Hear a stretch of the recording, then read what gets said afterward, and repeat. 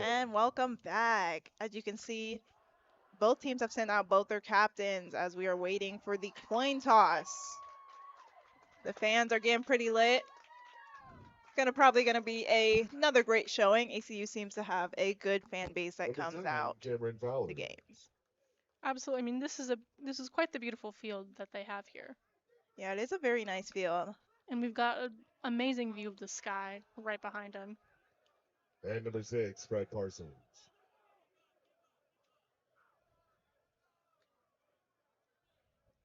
As both teams are getting ready, let's go over some things we're expecting to see from both teams. Last week, I had the honor of covering ACU's game, so I'm a little familiar with their game plan. They went through a few quarterbacks. They're very good at the run game. Their passing game is pretty much there as well, but they pretty much run the ball. They're a little quicker paced, so I can imagine that's probably what Coach William Strother of the Papago Pumas was talking about with his defense having to adjust. Yeah, absolutely. Looking at this roster now, I've noticed that they've got quite a few quarterbacks. Which, in your opinion, last week do you think kind of made the best performance for them? Quarterback number 11, Ma'afenoti, he had a great showing. He actually got put in, I think it was the second quarter, maybe second or third quarter, and immediately a few plays in, scored a touchdown. So he's very efficient, very quick.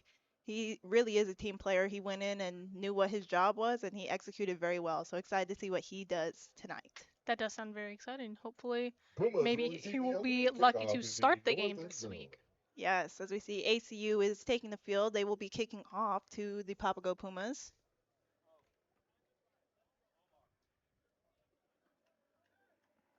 Receiving for the Papago Pumas is number 0, Brandon Krisner, and number 3, Kavion Belcher. So we are getting ready. Here is the kick. As it's up, Belcher receives it at the 2, is driving out, going towards the right sideline, and is brought down near the 20. Taken down by number 61, it seems, of the Firestorm.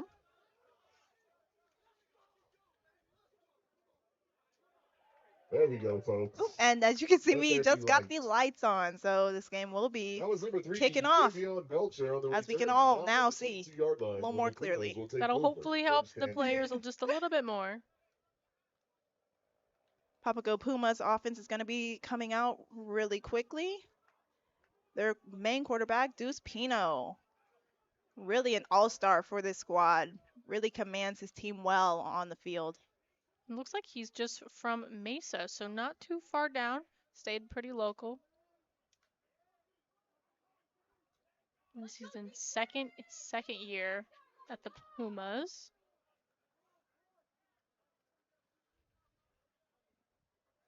And it might not be Deuce Pino. That looks like Xavier Newman as the quarterback to start us off for the Papago Pumas as he's talking to his 2 running backs next to him, movement behind him.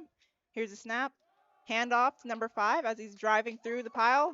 And it looked like the ball was lost, and the Firestorm seemed to jump on it immediately. Recovered by the Recovered Firestorm. by the Firestorm off the first play of the game. A tough one for Papago.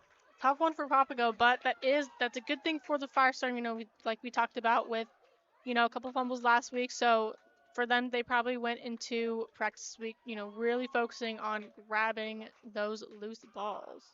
And that was number 5, Jeremiah Huckabee, with the carry and then the fumble for the Papago Pumas.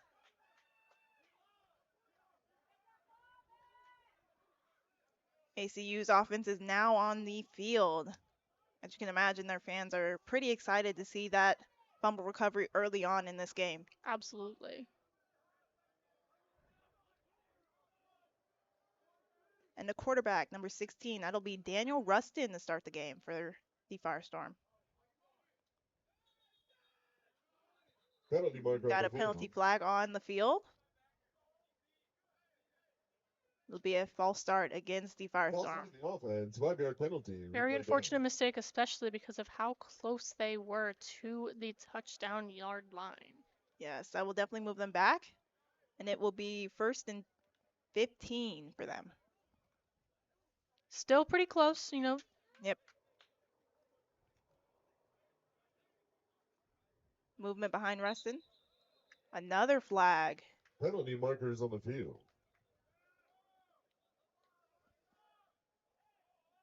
Nothing is getting past these refs tonight. Absolutely. Ooh. Another false start against the Firestorm. False start on the offense, 5-yard penalty. Replay down. You know, looks like the Firestorm team here is just a little pretty excited for the matchup tonight, but you know, 2 false starts back to back has got to hurt just a little bit.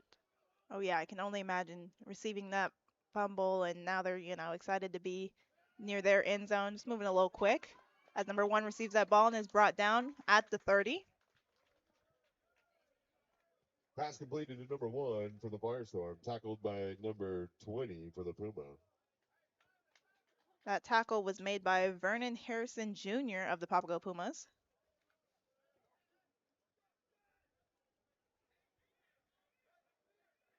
Gain of 4 on the play. Looks like we're gonna be able to Second down. see that adjustment that Coach Strother was talking about in the beginning of the game.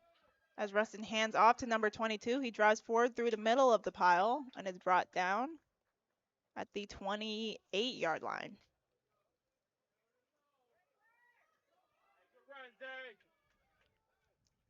It'll be 3rd and 12 for the Firestorm. Number 22 on the carry for the Firestorm. Tackled by number 30 for the Puma.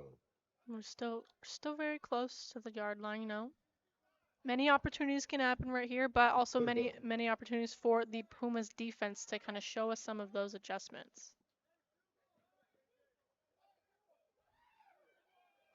Rustin with the snap, an early flag. Rustin, quick handoff, brought down at the line of scrimmage.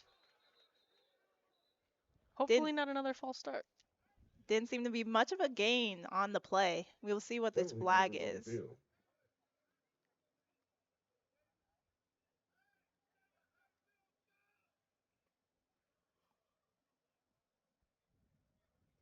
Seems to be offside on the Papago Pumas. So that'll be a 5-yard penalty.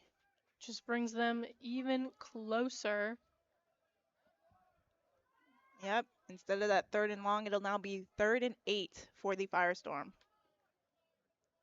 I think the Firestorm is definitely using last week's game as their momentum tonight. They're having a really early offense. You know, barely 2 minutes into the game. You know, this is going well for them so far. Rustin with the snap in the back pocket, throwing deep. Nobody there. I think that was intended for number 82, but might have been a slight miscommunication. 4th down. Couldn't quite make that connection. It'll be 4th down for the Firestorm. Oh, and there's a late flag on the play.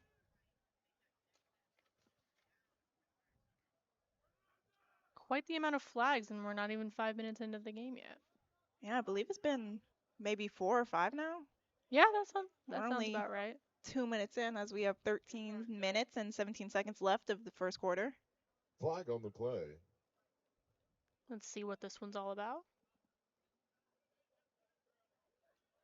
Intentional grounding against the ACU Firestorm. Intentional grounding on the Firestorm. So that will move them back yet again. Once again, another very unfortunate flag. Loss of down. That's going to bring up 4th down for the Firestorm.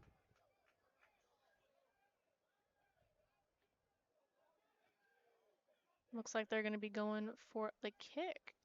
And Papago has a receiver just in case the field goal is short. That is Cameron Cook back there. As the kick is up. And it's through. It's good. ACU puts 3 on the board. And there is a flag on the play. Probably roughing the kicker. Probably.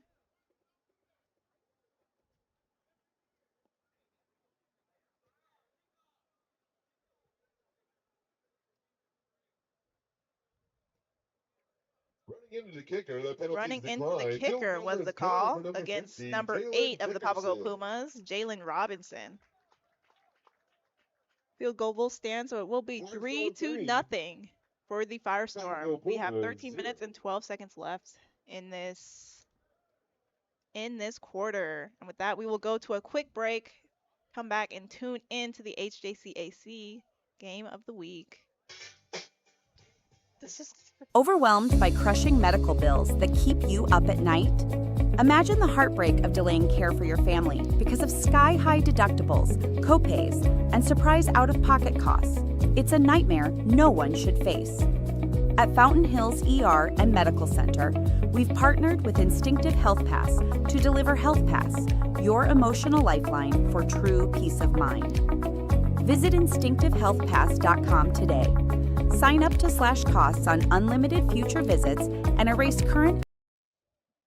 Welcome back to the Varsity Sports Show covering the HJCAC game of the ACU Firestorm against the Papago Pumas, as the Firestorm just kicked into the end zone. So that will be a touchback for the Pumas. They will be started at their 20-yard line. Pumas are currently down 3-0 with 13 minutes remaining in the first quarter. What are you seeing so far? Not too far into the game, but yeah, so far we're been seeing a lot of flags, a lot of, just a little bit of miscommunication, I would say, on both sides. Definitely a lot of excitement. We've got multiple false starts for the Firestorm side, but we've got a couple roughing calls for, the Pumas. So I think hopefully going more into this quarter, we can kind of see a little bit more from the actual defense and offensive line instead of just flags. Yep, of course. As we see the Papago Pumas coming out. Quarterback Xavier Newman is out there yet again, with Jay Martin Jr. on his right. Newman receives snap, handoff to Jr., pushing through the middle and is brought down immediately. No gain on the play for running back Jay Martin Jr. Number 2, Jay Martin Jr. on the carry. The Firestorm's defense so far has been looking pretty good. They were able to recover that fumble from the Pumas, and they were able to kind of stop this first play of those. So it'd be very interesting to see that defense to continue, and to see if the Pumas, adjustments are going to be able to work in this game. Yep. Newman back, scrambling out the pocket, brought down immediately, sacked. That was number 37 of the Firestorm. Number 37 with the pressure on the quarterback with a tackle. That was a great read by the defense of the ACU Firestorm. Absolutely. It seems as though that the Firestormers just kind of reading the Pumas defense kind of like a book so far. But, I think the Pumas are definitely going to be able to kind of come back, and I see no reason why they shouldn't be able to get first down on this play. The Papago Pumas are now set up on the 15. It'll be 3rd and 20 for them. Sort of a long drive. Little bit.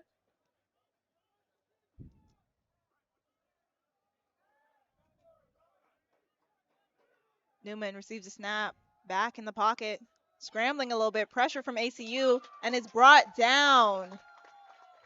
Sandwiched between two ACU Firestorm defenders and brought down at the 5. Number 37 and number 98. A little bit of scrambling once again, the Pumas. What do you kind of think about that? I'm wondering, like I said, their usual starting quarterback, Manny Pino. Wondering, what's the rotation for the quarterbacks going to be for the Papago Pumas? Seeing a shift in, the players, and maybe they're just giving more time, more reps to others. Absolutely. We talked about before, the coach personally made adjustments for ACU this week. Maybe they were going in a different direction with the quarterback to kind of see where they could gauge the situation. Yep. As the snap is bounced.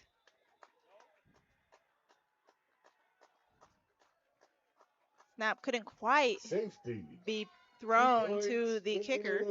So it will be a safety for the Firestorm. Add 2 points on the board, and it will be 5-0.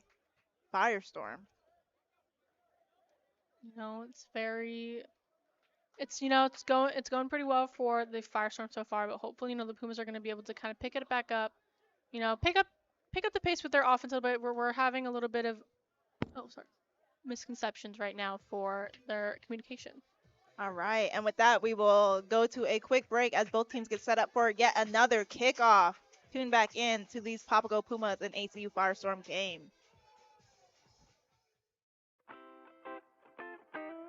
The Angry Crab Shack in Tempe, With an experience so good it remains indescribable, with something for every seafood lover. Try one of their amazing custom seafood boils, sandwiches, appetizers, and salads. Angry Crab Shack Tempe is located east of I-10 on Warner Road, 480-674-3847. The Angry Crab Shack in Tempe. Come ready to eat.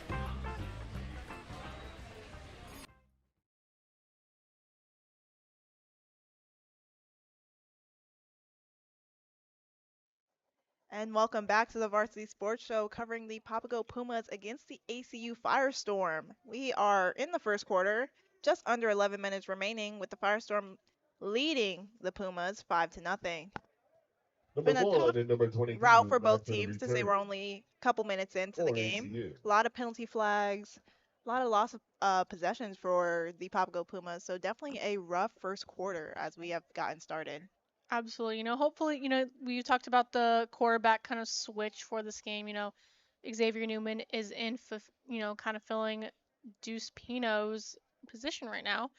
Hopefully he can kind of get more of the hang. It does say that is he first year, so he could just Yep. be getting his footing in right now. But I think it'll be good to see what they're going to be able to kind of keep going.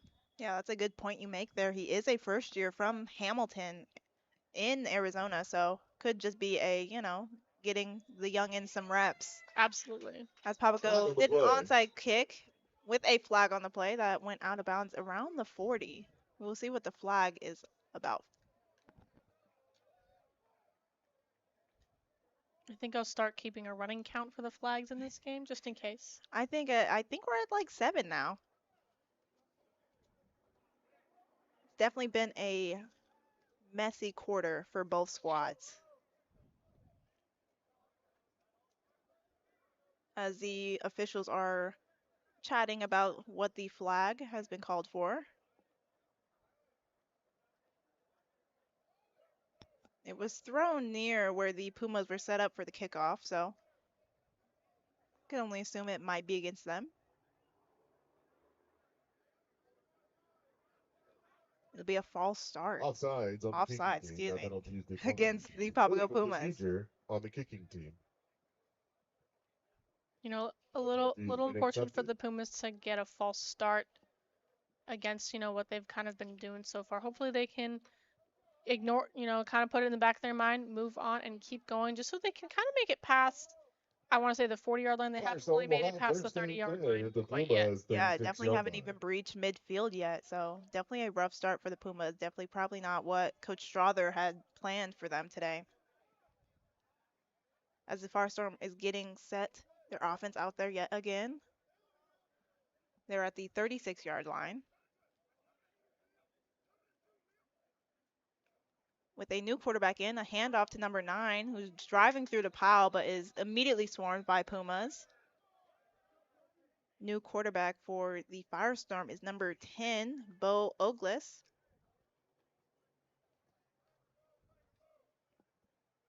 It's good for the Firestorm to have so many quarterbacks on the team, and even if they don't always play that quarterback position, they're able to kind of just be put right in case they're needed. Yeah, I will say the Gain of Firestorm are 3. very good at rotating Second down. people in. They are not afraid of doing that. Absolutely. I always love to see that from a team instead of making Yeah, the same guys Iron Man the whole thing. exactly. Back in the pocket, throwing to his right, immediately brought down out of bounds. Ended up at the 28-yard line. That was number 19 for the Firestorm, Caden Smith. Tackled by number 20. Good connection made from Bo Ogles. Gain of 5 on the play. Third down.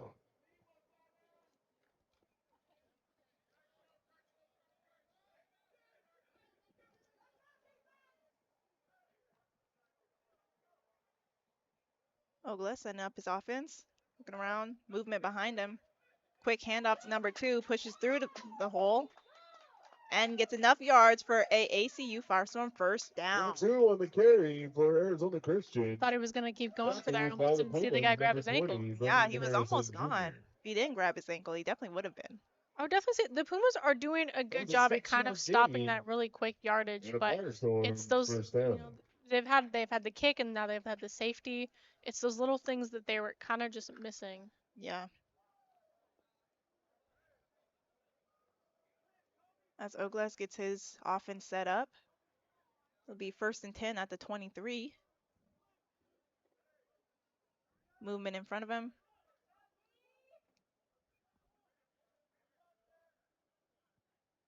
Receives the ball immediately back. Got some Papago Pumas immediately on him from the snap. Brought down by number 11 and number 59 of the That's Papago number Pumas. 11, Nick Number Taylor. 11, Nick Taylor. And number 59, I believe I said. And number 59, L.J. Salas. LJ Broke in on that Salas. tackle for a loss. That might have been the adjustments that Coach Strother was talking about. Second Absolutely. down. No, that I think that was probably so far that's probably their best play. I mean, completely put them out to a stop, and no gains on their play for this one. It'll be 2nd and 17 for the Firestorm. Gotta say, I love seeing the pink on some of the Papago players tonight. Yes, it is Breast Cancer Awareness Month. As it seemed to be a ball fumbled on the ground. Can't quite see who recovered it. I also believe the Firestorm switched out Fumble on the quarterbacks play. again. There is a fumble. Don't know who recovered as the officials are trying to get to the bottom of that pile. As it does, the Pumas are celebrating, so Recovered by Yep, the Papago recovered Pumas. by the Pumas. So now both squads have had a fumble recovery. Sort of evens out. I'd say so, yeah. And no, this is definitely going to give hopefully the Pumas an opportunity to make it past the halfway mark of the field and show us these defensive adjustments that they have been making all week.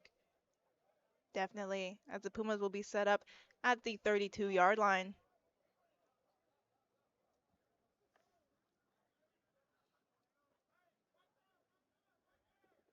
Xavier Newman back out again with his offense. Hopefully we can see a little bit better communication from him, had the unfortunate scrambling before. Receives the snap, back in the pocket, thrown immediately, and dropped by number 7, Cameron Fowler. Pass incomplete. Broken up by number 20, Tyler Ham. I like the idea of that quick little Second down. toss to Fowler. Couldn't quite keep it in his hands. Absolutely. I was gonna say the same thing. I think that was a really good decision done by Newman. It's unfortunate Fowler wasn't able to catch it, but stuff happens. It's all good. Exactly. Plenty of game left as we have 7 minutes and 44 seconds left of this first quarter.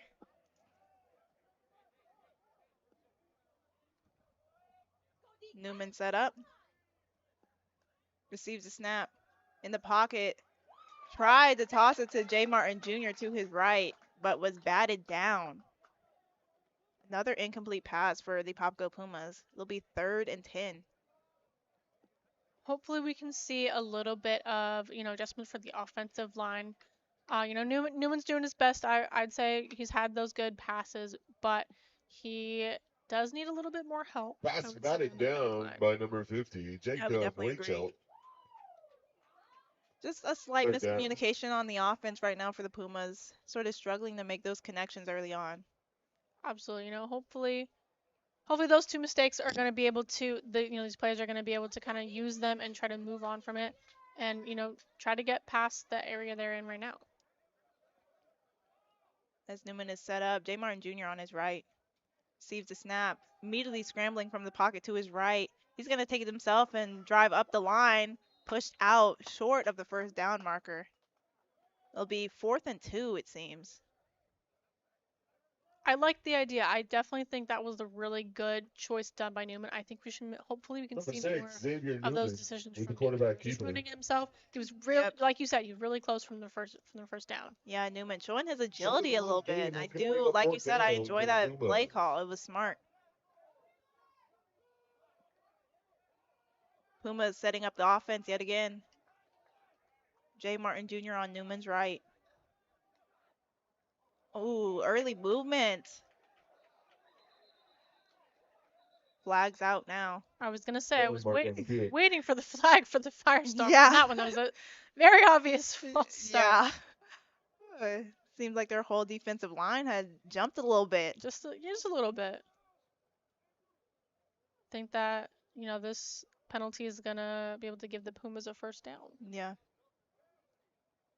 And hopefully build some momentum for these Pumas as they're down 5-0. Absolutely. 5-0, they can definitely come back from this. Yeah. It'll be a false False start on start the against offense. the That's going to be a Pumas. 5-yard penalty. Replay 5-yard down. penalty. I stand corrected. So that'll move them back. Okay.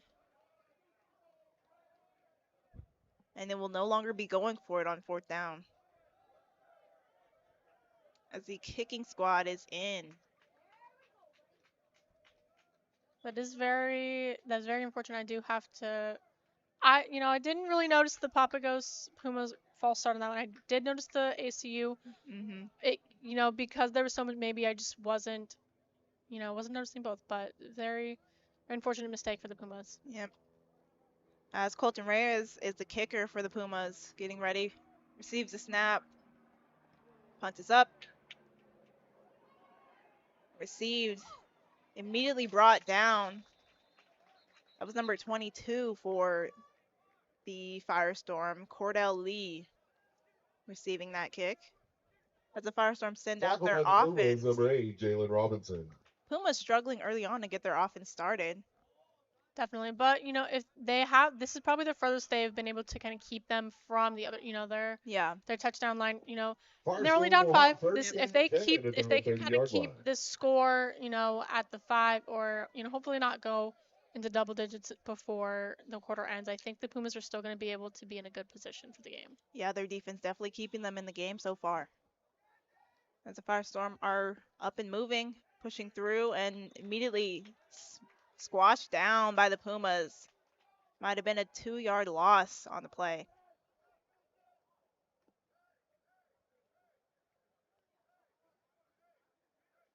Oh, excuse me. No, 1-yard loss.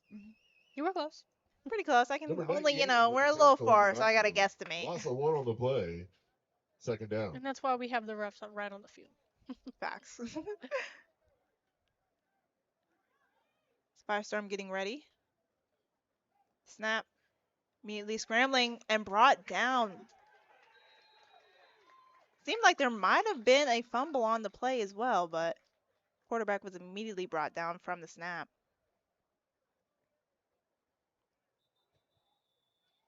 Looks like a Puma picked that up. A Puma did pick it up, but the officials have yet to motion if it'll be a fumble recovery for the Pumas. Flag on the play. And there is a flag on the play. Yet another flag. What is that? We go Offsides on the defense. That's going to be a 5-yard Offsides penalty. on the defense. So that'll be against the Pumas. 5-yard penalty.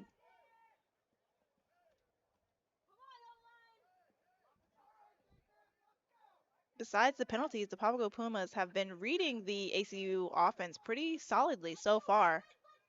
Definitely. I think the last 10 minutes of the game, they were able to get, like you said, a really good read on their offense. So, and they're different, like you said before, also, their defense is what's keeping them in the game. So hopefully they can grasp a little bit better, just kind of finishing. Yeah, take away these penalties, and the defense has been very strong lately. Firestorm getting the offense set up.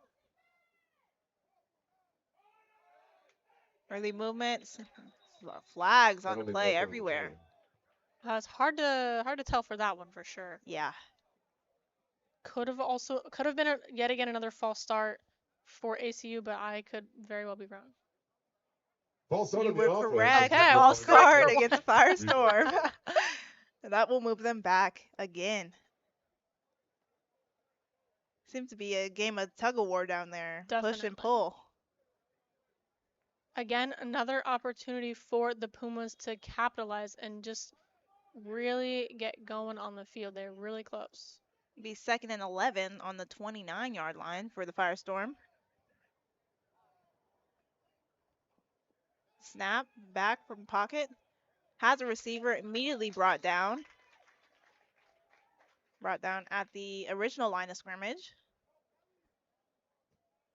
Once again, the Pumas defense keeping them in this That's completed to number 85, Melvin Nix. It'll Tackled be by the 3rd Pumas, and number 10 4, Cameron Cook. for the ACU Firestorm.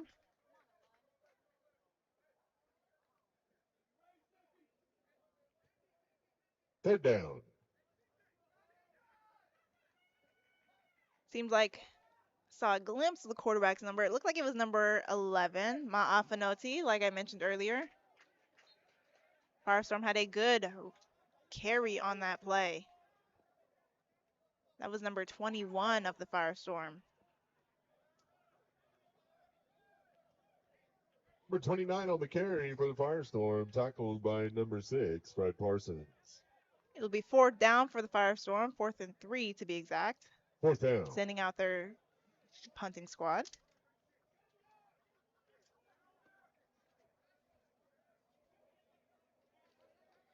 Be kicker number 50, Jalen Dickerson for the Firestorm.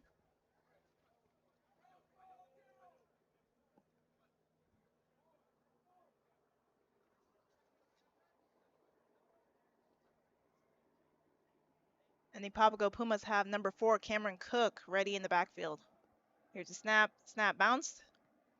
Able to recover it and kick it pretty high for Cook, who was brought down immediately at the 28-yard line. Just about. Number 23 on the tackle It was for a good Arizona Christian. recover from the kicker. Yeah, I definitely saved that. And as both offenses, or the Papago Pumas, are getting set up to come out, Pumas will have 1st and 10. wonder if they will keep Xavier Newman still in the game. Yeah, it'll definitely be interesting to see what they're kind of pull out of their game plan for the last 3 minutes of the game of the quarter. Excuse me. Yeah, definitely a shift from ACU, shifting quarterbacks almost every possession so far.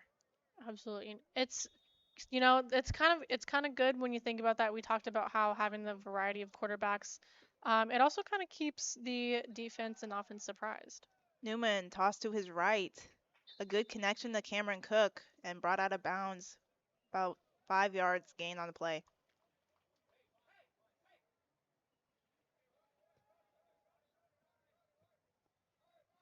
Just Routes a completed to little number under 4, Cameron Cook. 3 minutes left of the quarter. Tackled by number 23. for the Firestorm still leading Firestorm. 5-0 against the Pumas. It'll be 2nd and 4 as Newman gets his offense set up.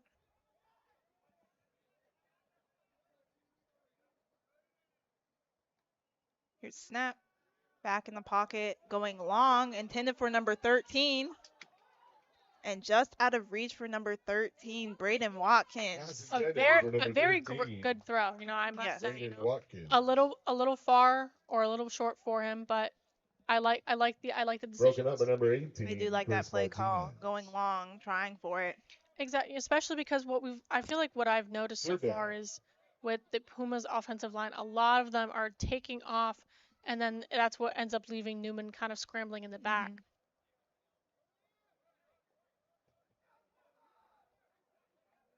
Newman setting up his offense. Receives a snap. Immediate handoff to J. Martin Jr., who's scrambling, breaks a few tackles, but is pushed back and brought down.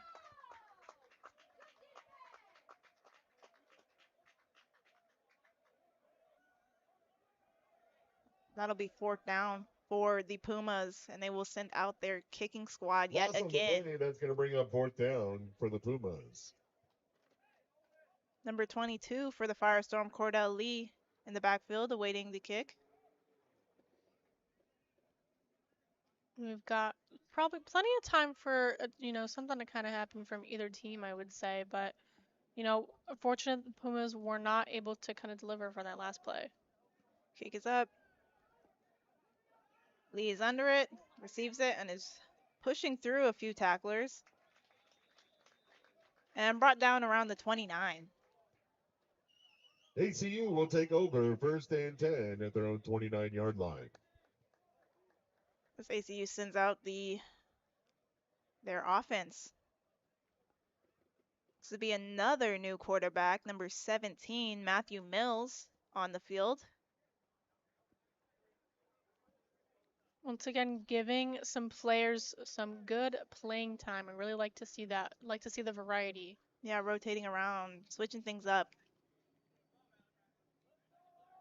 I can only imagine that's probably hard to defend from the Pumas. Absolutely, but we talked about it before. The Pumas have been doing a pretty good job at kind of reading their offensive so far. A handoff, but brought down. Seemed to lose a yard on the play.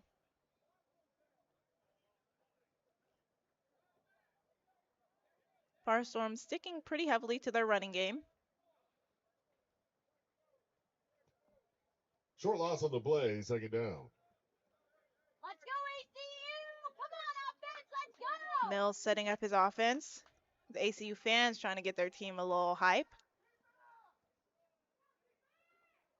We've got a lot of hype from the ACU team, but we also got a pretty good crowd for the Pumas as well. Yes. Mills scrambling. Tried to throw it out. Flag on the play. Seemed to be hauled in by number 1 of the Firestorm. But there are a few flags on the play, so we will see where the Firestorm Penalty is set mark on the up. field.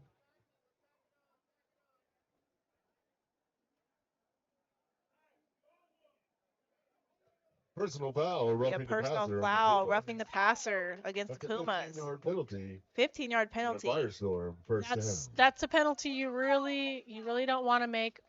I know easier said than done, but Yeah. not the penalty you want to get when you are just behind on the scoreboard. Yeah, so that will move the Firestorm to the 45. We've got just about 40 seconds left in this quarter, Hopefully the Pumas will be able to, let's see if they can make a stop to this, or if ACU is gonna make another score. Mills receives a snap, looking to his left, makes a connection immediately to number 9, driving upfield and brought down by number 4, Cameron Cook. Number 9 with that reception, Gage Benjami from the Firestorm. Mills to number 9, Gage Benjamin. That was a really good run. That was a really good run from Gage Benjamin. A little loss. I feel like a little loss of communication on that defensive line for the Pumas right there.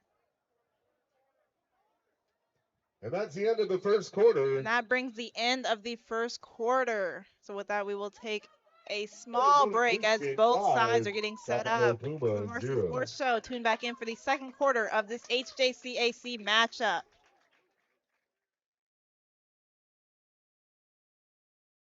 Hey guys, Vince here to talk about Angel Dentistry. It's where my wife and I have gone for over 10 years, and we trust them with our routine and extensive dental care because they care. Dr. Amber Angel is an Arizona native, born in the town of Miami, and has been practicing in the Valley over 20 years. For general to comprehensive dental services, call 602-788-2008. Located off of Cave Creek Road just north of the 101 in North Phoenix. Angel Dentistry, proud supporters of our young people and proud partners of the Varsity Sports Show.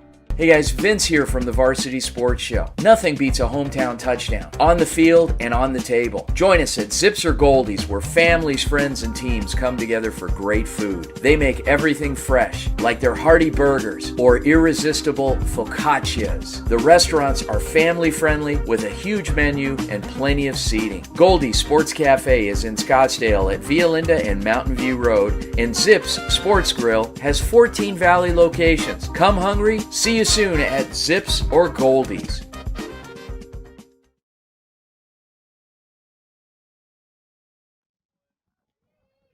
And welcome back to the Varsity Sports Show. My name's Anissa Reynolds, here with my partner Carmen Liberto. As we are covering the HJCAC game, the ACU Firestorm is leading the Papago Pumas 5-0.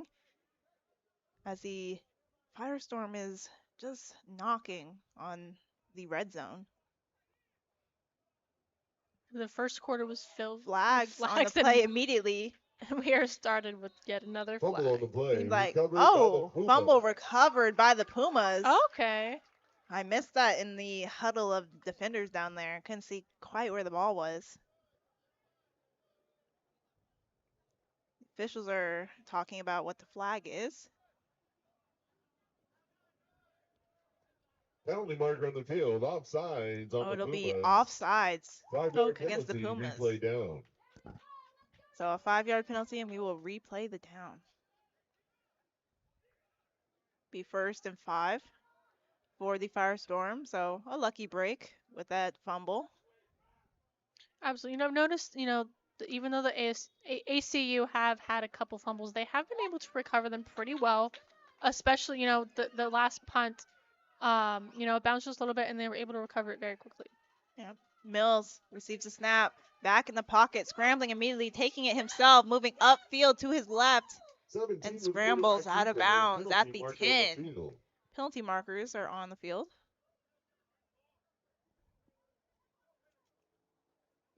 Mills showing that he can move pretty well too. Wonder how many other quarterbacks from the Firestorm can be as agile as Daniel Rustin was at the start. Yeah, like it'll be very interesting to see if they will be able to see Offsides if on they the get, getting defense. touchdowns. There 5 weren't yard any penalty. touchdowns for either team last quarter actually. Correction, that penalty has been declined. It'll be offside First down, against the Firestorm. Pumas.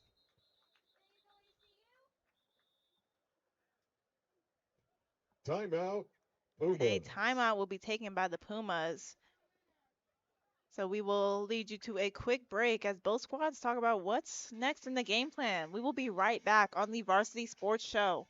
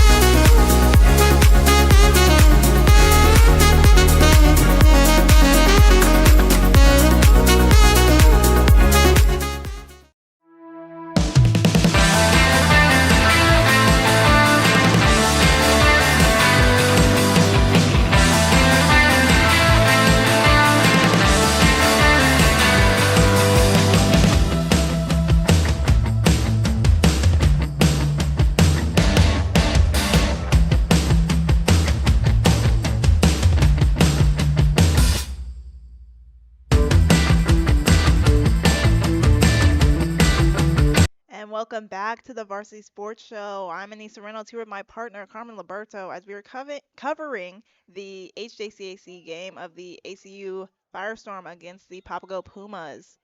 The Firestorm are on their 10 on the 10, seeing some movement from the Pumas, a lot of movement, and now some flags. Penalty markers on the field.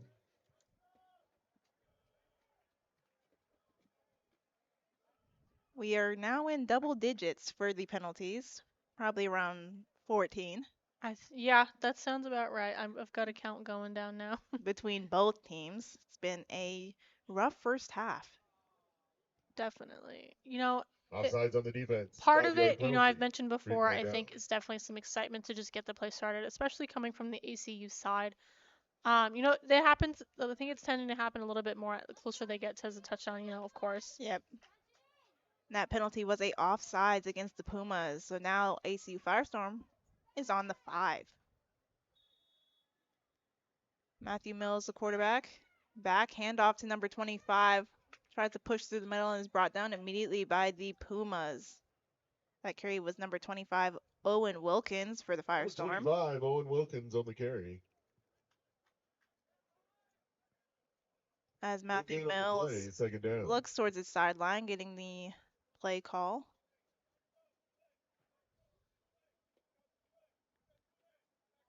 ACU trying to score the first touchdown of the game.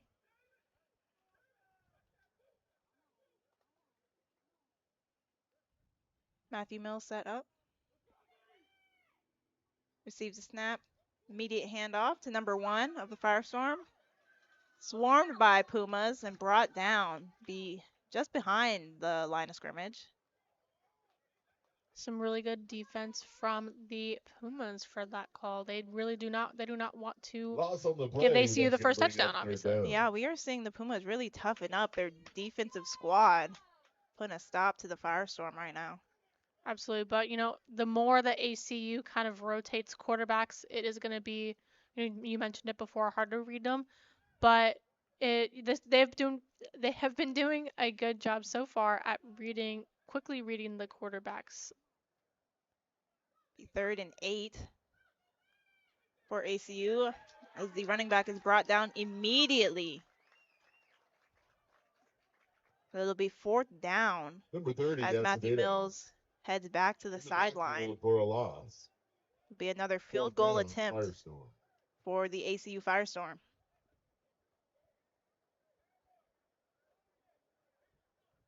And that will be their second field goal. Not getting a touchdown, but they are putting the points Number on 50, the scoreboard. Jalen Dickerson in for the field goal attempt. Field goal kicker will be Jalen Dickerson.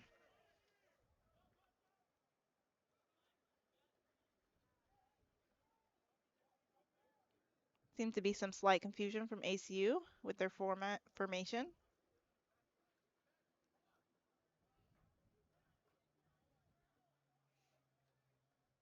Here's the snap.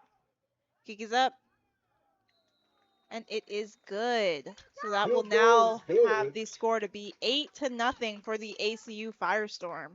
So no touchdowns scored yet, but still some points on the board. ACU is leading 8-0 with 12 minutes and 21 seconds remaining in this second quarter. We will come back after this quick little break. Tune in with the Varsity Sports Show.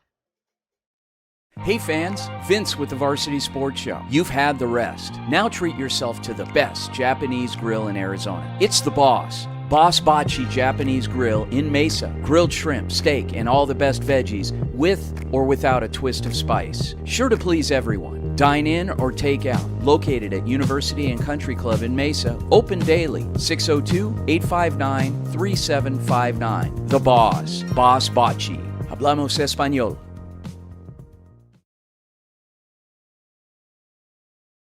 Overwhelmed by crushing medical bills that keep you up at night? Imagine the heartbreak of delaying care for your family because of sky-high. And we are getting ready for the kickoff. And here's the kick. Jumped up and received it. Moving upfield through the middle, but immediately brought down by a Firestorm. That was number 8 for the Papago Pumas, Kamarion Bell, receiving that kick. Tackled by number 47, Damian Puebla. The Pumas will be starting at their 20.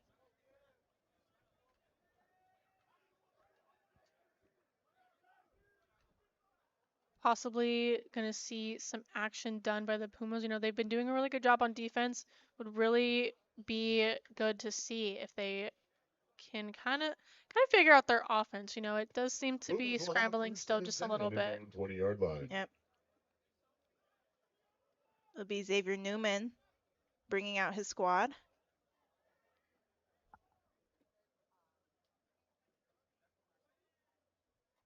Newman receives a snap, back in the pocket, going long, intended for number 0, and completed. That was Brandon Krisner with the completed catch. A great long pass from Newman. I think we talked about it a little before from that long pass he made that was unfortunately an incomplete, but I think the more long passes that Newman makes, that's kind of the way to go for them. First down, Pumas. Great throw from Newman as the Pumas are now set up at the 45. Come on, defense. Newman receives a snap, moving to his left. Quick pass to Cameron Cook, and is brought out short of the first down. Would have been 7-yard gain on the play. Pass completed to number This is 4, definitely, I Cook. think this is the farthest that the Pumas have been able to kind of get moving Gain of 7 on the for, play, second down. get into the red zone. Yeah, moving a little more efficiently with this possession. Definitely.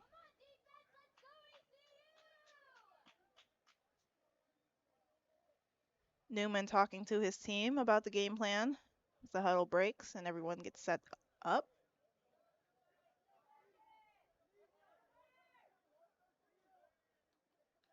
Newman receives a snap, moving to his left, scrambling a little.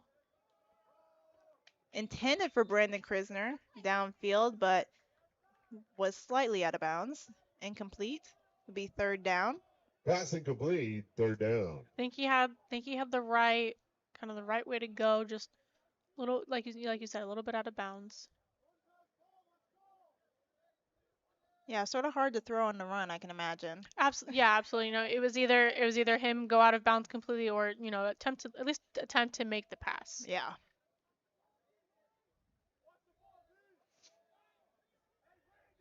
Newman set up in shotgun, received a snap, pass to Brandon Krisner, makes the connection and brought down. That'll be enough for a Pumas first down as they're now on the 42. Him and Krisner are definitely, I think, kind of finding that connection right there. Because, you know, the ball that went out of bounds, that was meant for Krisner as well. You know, Yep. good to see kind of that communication finally going. Yeah, definitely finding their inner zen. Absolutely.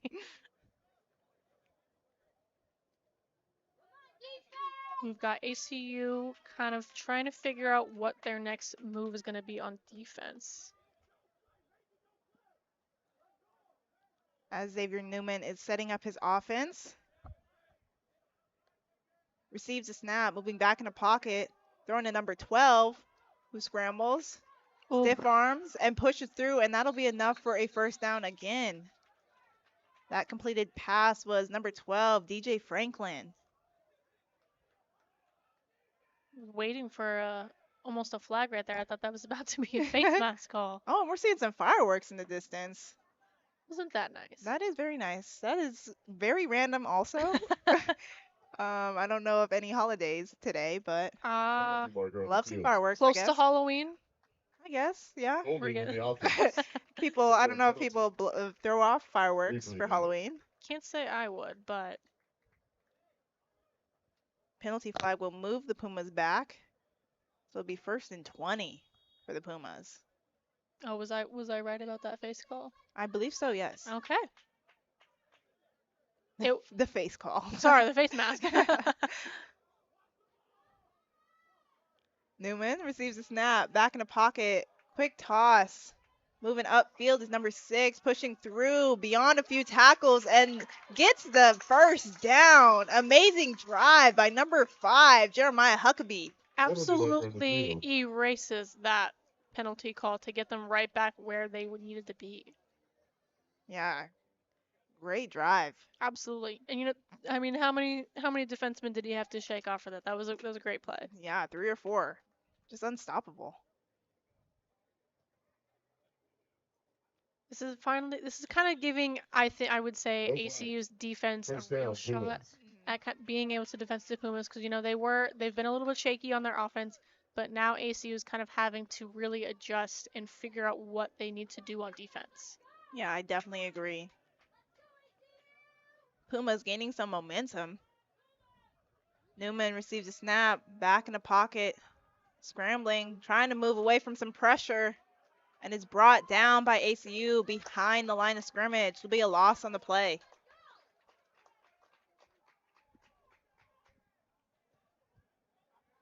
Loss on the play. It'll be 2nd and Down. 14, it looks to be.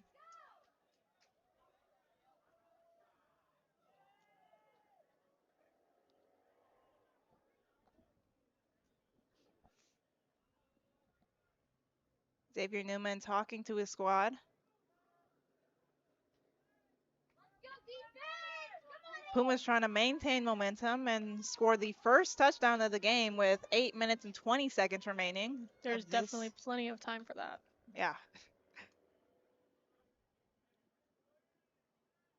Newman receives a snap, back in the pocket, makes a connection, driving upfield near the sideline, push through. That might have been enough for a Pumas first down. That was Jeremiah Huckabee yet again. Absolutely bulldozed the defenseman for that. He did. But yeah, like that's amazing to get another first down there. This is I think this is the closest that they have been able to get in this game. Oh yeah, definitely the closest they've been to the end zone all game. Seeing some good adjustments made by the Pumas offensive squad. Absolutely, and definitely like I mentioned before, an opportunity to see ACU's defense really kind of be put into full gear. Newman scrambling to his left, taking it himself, pushing upfield. Seemed to gain 4 on the play.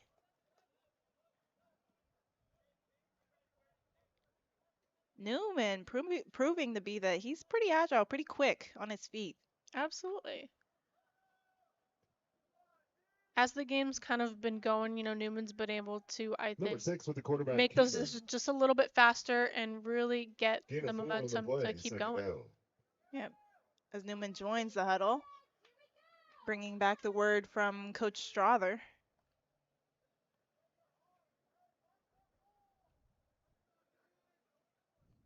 Newman set up with Jeremiah Huckabee slightly behind him. Movement in front. Handoff to Huckabee. Immediately brought down by the ACU Firestorm, led by number 91. That was Remy Adrier. Looks like ACU's Tackled kind of by number 91, really getting the Remy hang Adrian. of Puma, kind of taking control of Puma's offense. Third down. Firestorm starting to chant on their side, getting a defensive chant going.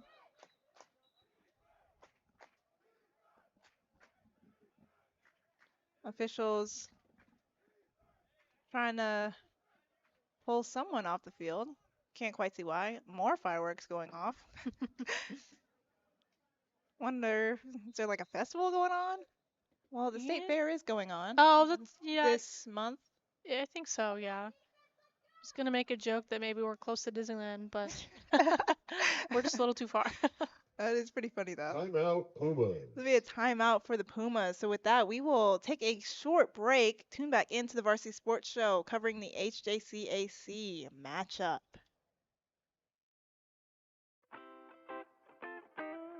The Angry Crab Shack in Tempe, with an experience so good it remains indescribable, with something for every seafood lover. Try one of their amazing custom seafood boils, sandwiches, appetizers, and salads. Angry Crab Shack Tempe is located east of I-10 on Warner Road, 480-674-3847. The Angry Crab Shack in Tempe. Come ready to eat.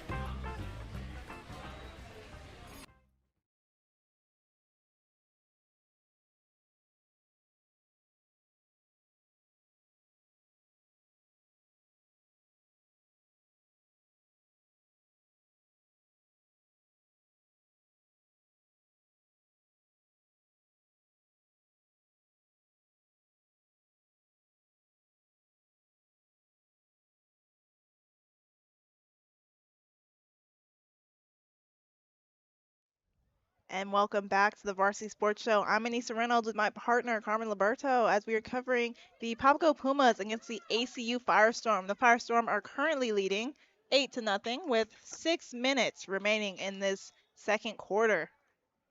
But the Pumas are knocking on the door of their end zone as Newman receives a snap, has some time, tries to find a receiver, but is just out of reach. Pass incomplete, fourth down. Intended for number 0, Brandon Krisner. Once again, the right idea, just a little bit, short for that pass.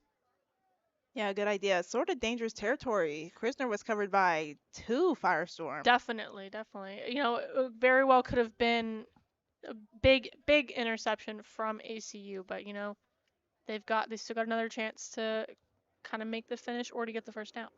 It'll be 4th and 9 for the Pumas as we see Colton Reyes taking the field, trying to attempt for this field goal. It'll be a 31-yard chance. It's up. Ooh, and it is no good. So the Pumas will not be on the board. It will still be 8-0 for the Firestorm. Just a little bit short on that kick right there. I will say, out of the many Papago Puma games that I have covered, I have never seen Colton Reyes miss by that margin. Definitely. There could just definitely be a little bit more pressure going into this game, It can't feel good to be down, 8 points with, the second quarter almost done. And kind of getting your offense stopped a little bit more from the ACU, but this game's not over yet. Of course, 6 minutes remaining in the second quarter. Firestorm will have first and 10 at their own 20-yard line. As the Firestorm offense is on the field, it'll be 1st and 10 at their 20 for the Firestorm. And it might be a new quarterback in for the Firestorm as well. Be number 16, thrown to number 19 for the completion. Number 19, Caden Smith with that completion. And it'll be Daniel Rustin back in as quarterback. Number 16, Logan. Seems as though they kind of got a little bit of a Caden healthy rotation going on, kind of giving everyone their opportunity to be quarterback for the night. Yep.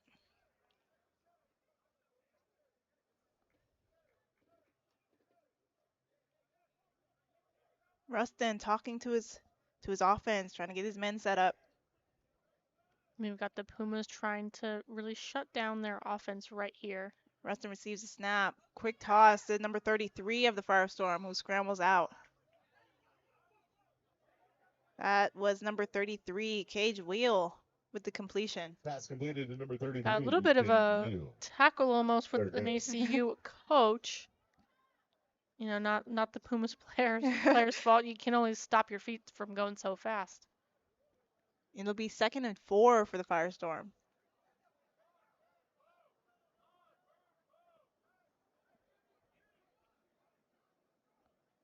Rustin talking to his team, chattering on the line.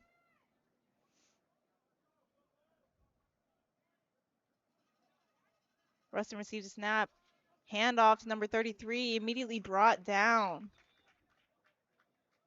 That was number 33, Cage Wheel again with the carry. 33. And that'll be Wheel on the enough for the carry. ACU Firestorm It's first now down. Firestorm. They will pick up a new set of downs at their 30.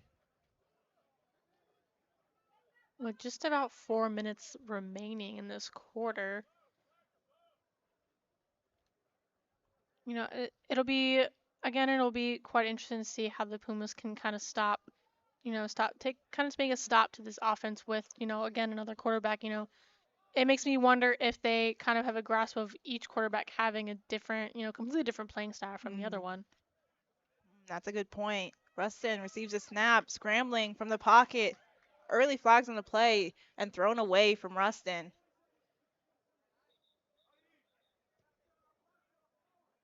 Penalty marker on the field. We'll see what these penalty markers are. Holding on the Gonna be offense. holding on the Penalty. offense. So that'll bring them back 10 yards.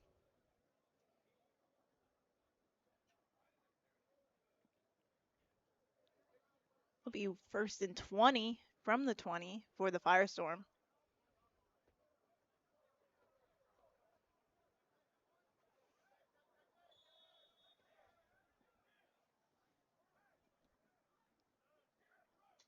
As the Firestorm getting set up. Rustin receives a snap back. Quick toss through the hands. Number 0. Pass incomplete. It was quite the throw for Second that down. one. Yeah, that was a bullet. Just a little too quick for number 0 as he was moving across in that slant.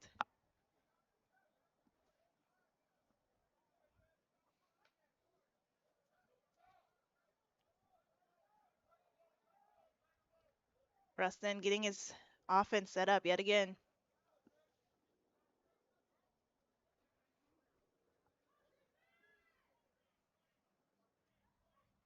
The movement receives a snap. Handoff to number 8. Runs into his own man and is brought down a few yards beyond the line of scrimmage. Might have been a 2-yard gain on the play. Late flags on the play. Penalty marker. I don't know if the ball was lost during that carry.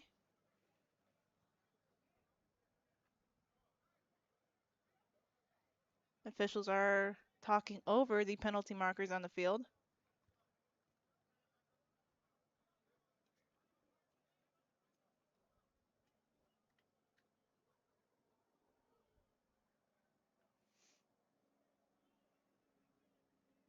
I think that brings it to about 6 or so penalties so far for this quarter.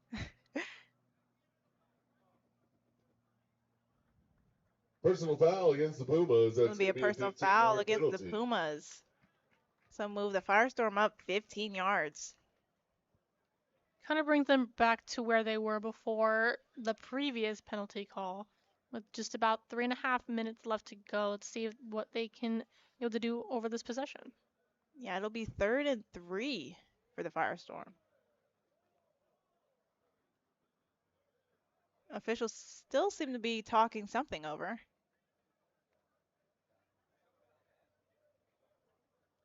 Oh, I believe they got it wrong. It's against the Correct. Firestorm, Penalty so against the the Firestorm will be Firestorm. moving back. Okay. That's what I thought. I was wondering. 15-yard A penalty. little questionable, but It's not every day you see the referees making that kind of mistake, there's but just some everybody. slight miscommunication between them too. Yeah. Might just be one of those days. Could be. Everybody makes mistakes.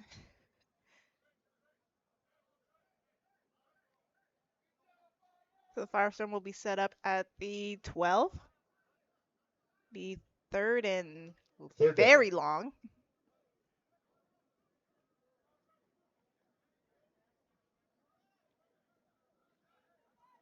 Third and 25 for the Firestorm. As Rustin gets his offense set up on the line. Receives a snap. Moving back in the pocket. Going long. An And intercepted by the Papago Pumas. Couldn't quite Penalty see marker which on the number that field. was, but it was intended for number 82 of the Firestorm. And it looks like number 4 caught it. Number 4, Cameron Cook with the interception. Couldn't tell. There were 2 players right there. Yeah, number 82, Jake Benson, was covered pretty heavily. Personal foul, roughing the passer against the Pumas. Personal foul, roughing the passer against the Pumas. So that interception will be void. was gonna say that was a pretty good read for the Pumas, but not roughing the passer is not the mistake you want to make. Yeah. Firestorm were just called for that, and they kind of brought them Mhm. back, and it was really gonna give the Pumas a big opportunity. Yeah, another tough break for the Pumas. Moving the Firestorm up. Still going to be a third and long scenario, but slightly closer than a third and 25. That's an automatic first down. It'll be a first down.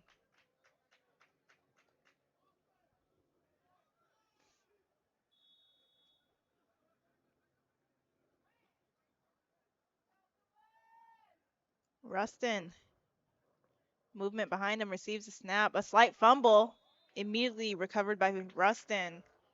Dropped the ball Fumble from on the the play, snap. recovered by the Firestorm. Once again, ACU making these Loss little of 3, fumbles second and down. are able to recover them very quickly, so the Pumas aren't able to get them. I don't know how many fumbles they've made so far off the top of my head, but I've noticed that is just I think that's definitely what they worked on in practice for sure. Oh, yeah, definitely. Is making sure that they can really get these fumbles and not have a repeat of what happened last week. Yeah. Yeah, last week they had a few fumbles and interceptions against the Sonoran Sidewinders that ended up being what led them to lose that game. The handoff immediately running up the middle and brought down. Flag on the play. Penalty marker on the field. These officials really are finding everything to throw these flags out for. Absolutely. I think that brings our penalty call to 8 for this quarter. Yeah, with 2 minutes and 26 seconds remaining in this half. As the officials are trying to talk it over. Be interesting to see who this one will be called on. Yeah, both teams are trying to advocate for their side. It'll be against the Pumas. Personal foul against the Pumas. That's going to be a 15-yard Personal foul penalty. against the Pumas. Moving the Firestorm up another 15. They'll be about midfield. It seems First as though with these, 2 personal fouls back to back with the Pumas, it seems they're getting a little bit desperate to really put themselves on the scoreboard, but they're really just kind of digging themselves into a little bit of a hole by, really giving into these mistakes. Yeah, it'll be first down at the 39-yard line for the Firestorm. Rustin's still out there with his squad. Slight fumble on the snap, but able to recover it, but thrown away, incomplete. That's incomplete. Second down. Yeah, that fumble on the snap might have had Rustin a little shaken up, had to get the ball out quickly and couldn't quite make a connection. Definitely, trying to make a very fast decision after making that kind of fumble definitely led to kind of throwing it to really nobody over there.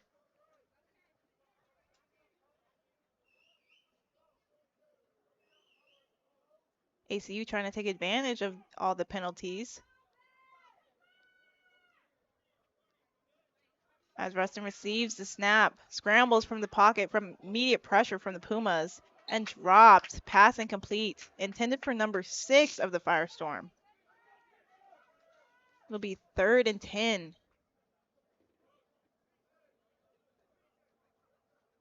Pass incomplete. Third down. It's good to see the Pumas really making those smart stops instead of, creating more penalties for themselves. Yeah, the Pumas defense putting some pressure on the Firestorm, sort of quickening up their pace. Can't quite make any connections lately.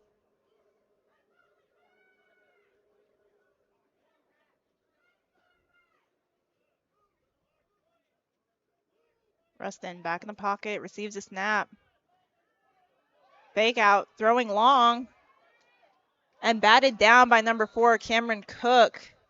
Intended for number 0 from the Firestorm, but he was covered by both Cameron Cook and Fred Parsons.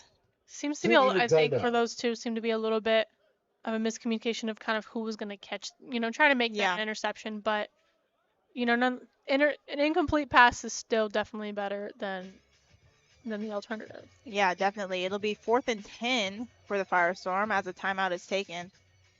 Pumas, like you said, a miscommunication. Both were there, seemed to be ready for the interception, but ended up just batting the ball down.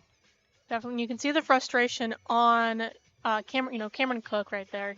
Yeah. Obviously, that's the kind of play you want to make for your team, but like I said before, it's still an incomplete. Yeah. The ACU still isn't going to catch that. Yeah, that'll be his second almost interception. Obviously had that one earlier and brought it back with the, flags thrown. So definitely some tough breaks for the Papago Pumas. But the defense still being tough enough to keep them in this game. ACU is still up 8-0 with 2 minutes left remaining in this second half, or first half, excuse me.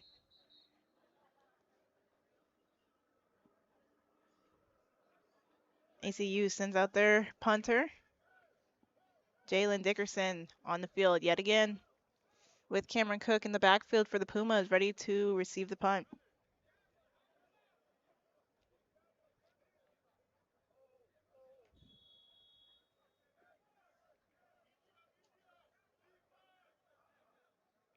Dickerson receives a snap.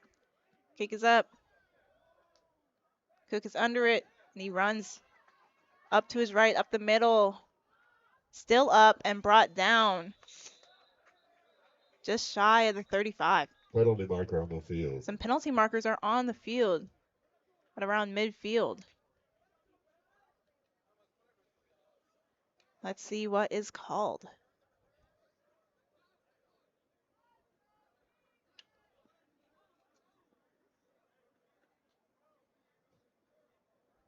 Personal foul. Be a personal foul against the Pumas. Blindside block.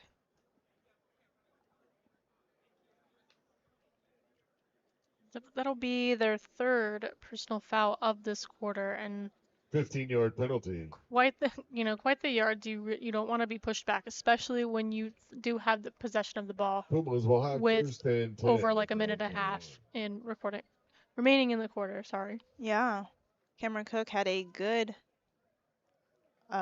drive on that punt, but moved it back. They will be at their 21-yard line.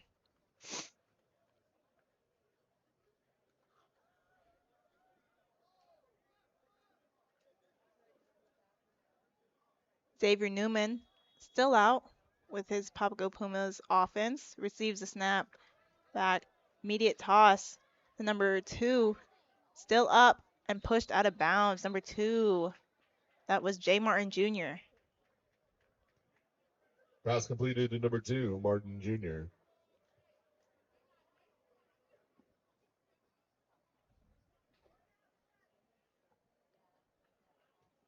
Penalty marker on the field. There are a couple penalty markers on the field.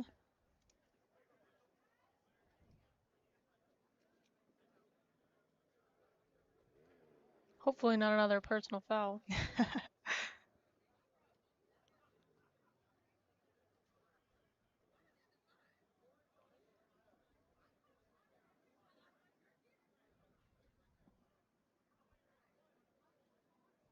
It'll be holding against the offense. Holding on the offense. So that'll move them back. 10-yard penalty. 10 yards. Replay down.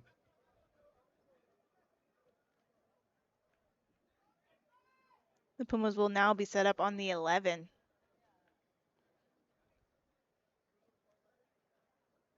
Just about a minute and a half remaining in the first half. You know, they are getting a lot of opportunities to be able to move forward and, you know, get to the other end zone, but unfortunately are letting these, you know, really big penalties kind of stop them and really stop the momentum of the movement. Yeah. Be 1st and 20. Newman receives the snap. Some flags on the play. Marker on the field. And the fans aren't really enjoying all the penalty flags being Ball thrown. on the offense. Definitely That's not, going to be a 5-yard especially penalty. Still first most of them down. have been on the Pumas, but it seems that, you know, as though ACU does not, you know, really doesn't want to see any more flags. Yeah, I mean, these officials have called everything. That was a false start against the Pumas. So it'll be 1st and 25 for the Pumas. Newman receives a snap. Handoff immediately to J. Martin Jr. He's driving up the field, pushes through, and had a good carry, moving them that much closer to the original line of scrimmage. Number 2 on the carry for the Pumas. Be 2nd and 14 for the Pumas.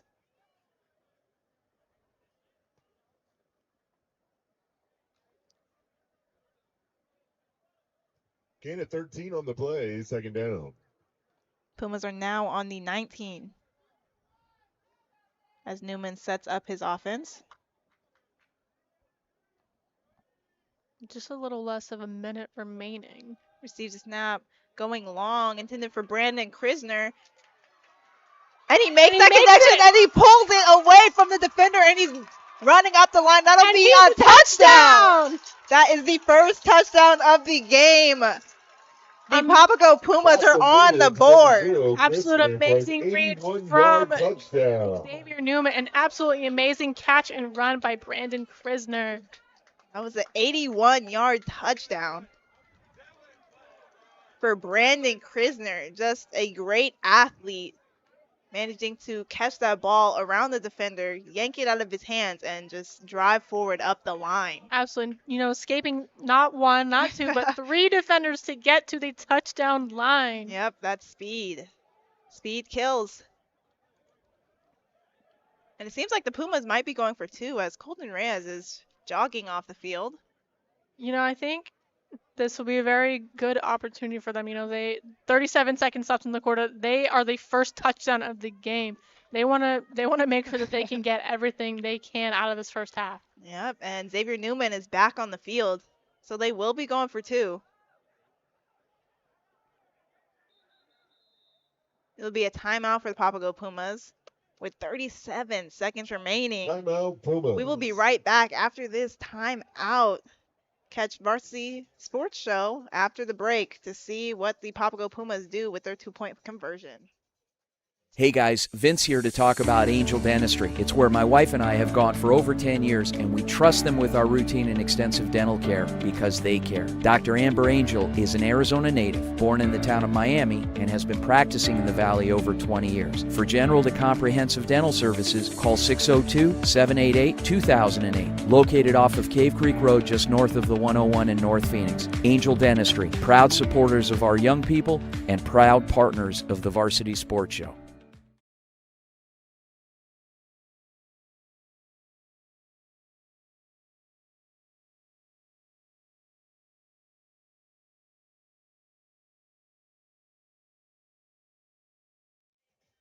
And welcome back to the Varsity Sports Show as we are seeing the Papago Pumas just scored a amazing touchdown from Brandon Krisner, and they are now attempting to go for 2 to tie up the game right before halftime. As we see Xavier Newman trying to get his team set up for this 2-point conversion. Receives the snap in the backfield, tossed immediately to number 12. And it is good. That was DJ Franklin with the 2-point conversion. So this game is all tied up. 8-8. So the Papago Pumas managed to come back with 37 seconds remaining in this second quarter. That we will take a quick break before these last 30 seconds. This is the Varsity Sports Show. Hey guys, Vince here from the Varsity Sports Show. Nothing beats a hometown touchdown, on the field and on the table. Join us at Zips or Goldies, where families, friends, and teams come together for great food. They make everything fresh, like their hearty burgers or irresistible focaccias. The restaurants are family friendly with a huge menu and plenty of seating. Goldies Sports Cafe is in Scottsdale at Via Linda and Mountain View Road, and Zips Sports Grill has 14 Valley locations. Come hungry, see you soon at Zips or Goldies. And welcome back to the Varsity Sports Show. My name is Anissa Reynolds. I'm here with Carmen Liberto, and we are covering the HJCAC game of the Papago Pumas against the ACU Firestorm. This score is all tied up after an exciting play where Newman met with Krisner long and scored, and then the Papago Pumas had a 2-point conversion. Absolutely. I think that was an amazing read from the Pumas to really kind of go for that, I don't want to say risk, but go for that 2-point conversion. You know, they were down not even a minute ago, 0 points, and now they're all tied up with ACU.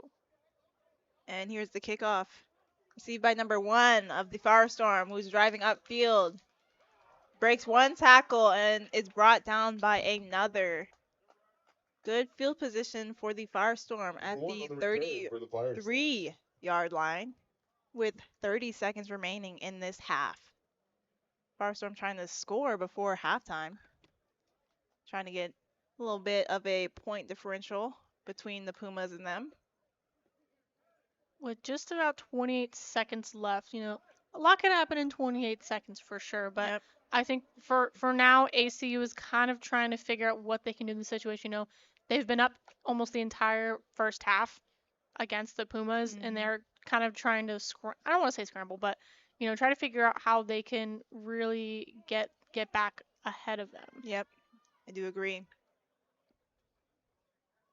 Handoff to number 2, who tries to push up the middle and is brought down by the Papago Pumas. Seemed to be another quarterback change for the ACU Firestorm. I think I saw it with number 10. And that'll be Bo Ogles again, back in the game. And that will bring halftime up, and we are all tied up 8-8. The ACU Firestorm and the Papago Pumas. This has been the Varsity Sports Show. Tune back in after halftime in 20 minutes. I'm Nisa Reynolds here with Carmen Liberto, and we will be right back.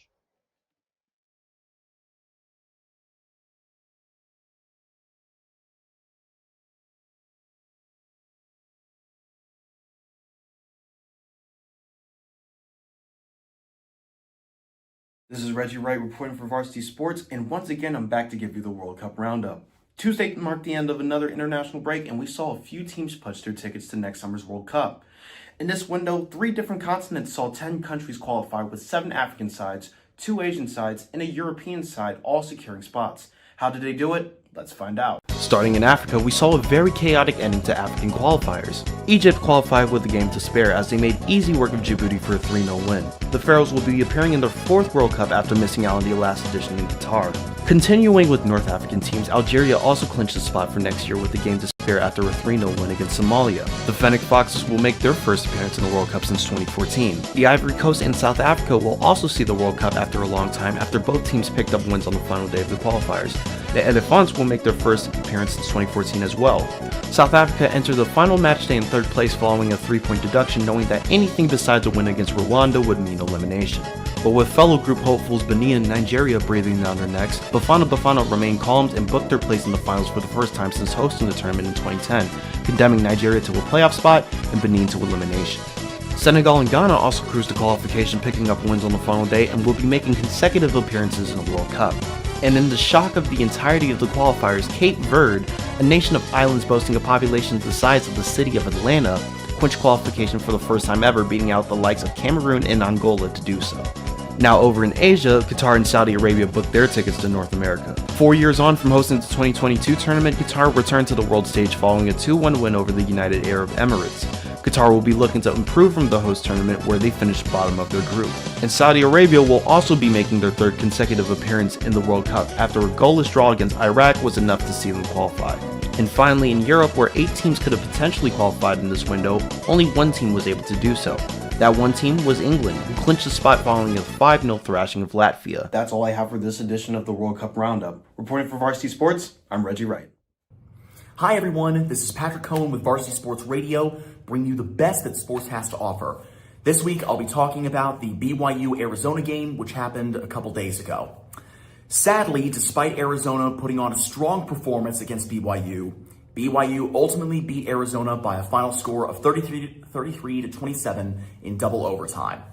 It certainly was a devastating loss for us, especially with me being an Arizona student. It was certainly a devastating loss. Arizona has had a long history of not doing particularly well whenever BYU comes to town. Whether we're taking on BYU in Provo or whether BYU comes to us, we generally have not had a good record against the BYU Cougars.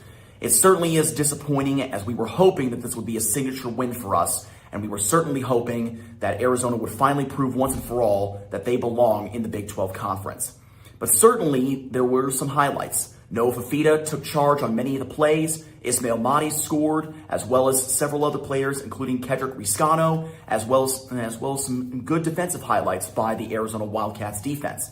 It certainly was a great game to watch. I certainly enjoyed every single moment of it. The environment was amazing, considering the fact that there was an hour-long rain delay in the middle. But still, despite everything that Arizona did, they still lost to BYU by a final score of 33-27.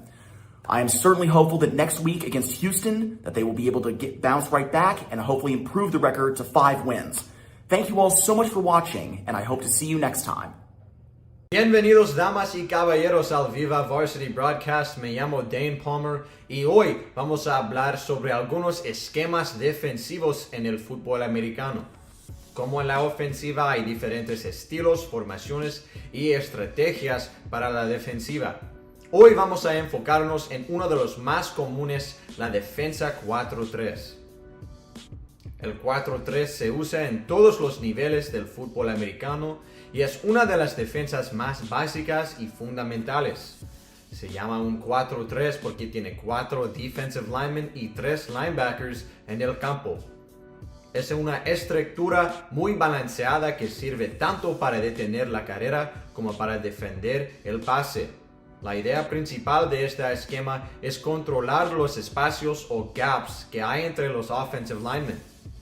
Cuando cada jugador defensivo cubre su propio espacio, debes tener un jugador en una posición de parar a la ofensiva en el aire o por la tierra. Los trabajos de los jugadores en esta defensa son por la mayor parte básicas. Los defensive linemen buscan al quarterback o al running back y mantienen su posición en los gaps. Los linebackers leen la jugada. Si la ofensiva corre, llenan los gaps. Si tiran la pelota, quedan atrás a cubrir su zona y a los receptores acerca de ellos. Otra ventaja del 4-3 es su flexibilidad, donde esta formación la defensa puede cambiar fácilmente a otras formaciones o conceptos dependiendo de qué hace la ofensiva. Por eso se le conoce como una base defense. Es el punto de empiezo para muchas estrategias diferentes en fútbol americano. Eso es todo para ahora, damas y caballeros. Gracias por escucharme. No se mueven, porque toda la acción casi va a regresar aquí en el Viva Varsity Broadcast. Otra vez, mi nombre es Dane Palmer. Hola a todos los directivos e entrenadores de las escuelas. Soy Vince Delicio. Les presento Viva Varsity, nuestra transmisión en español del programa Varsity Sports Show. Viva Varsity acerca a las familias y aficionados hispanohablantes a la emoción de los deportes universitarios. Podemos transmitir sus deportes favoritos en español. Desde entrevistas hasta la acción en el campo, Viva Varsity conectará con sus aficionados de una manera que fortalecerá los lazos comunitarios. Disfrutan de sus deportes favoritos en español. Pidan Viva Varsity.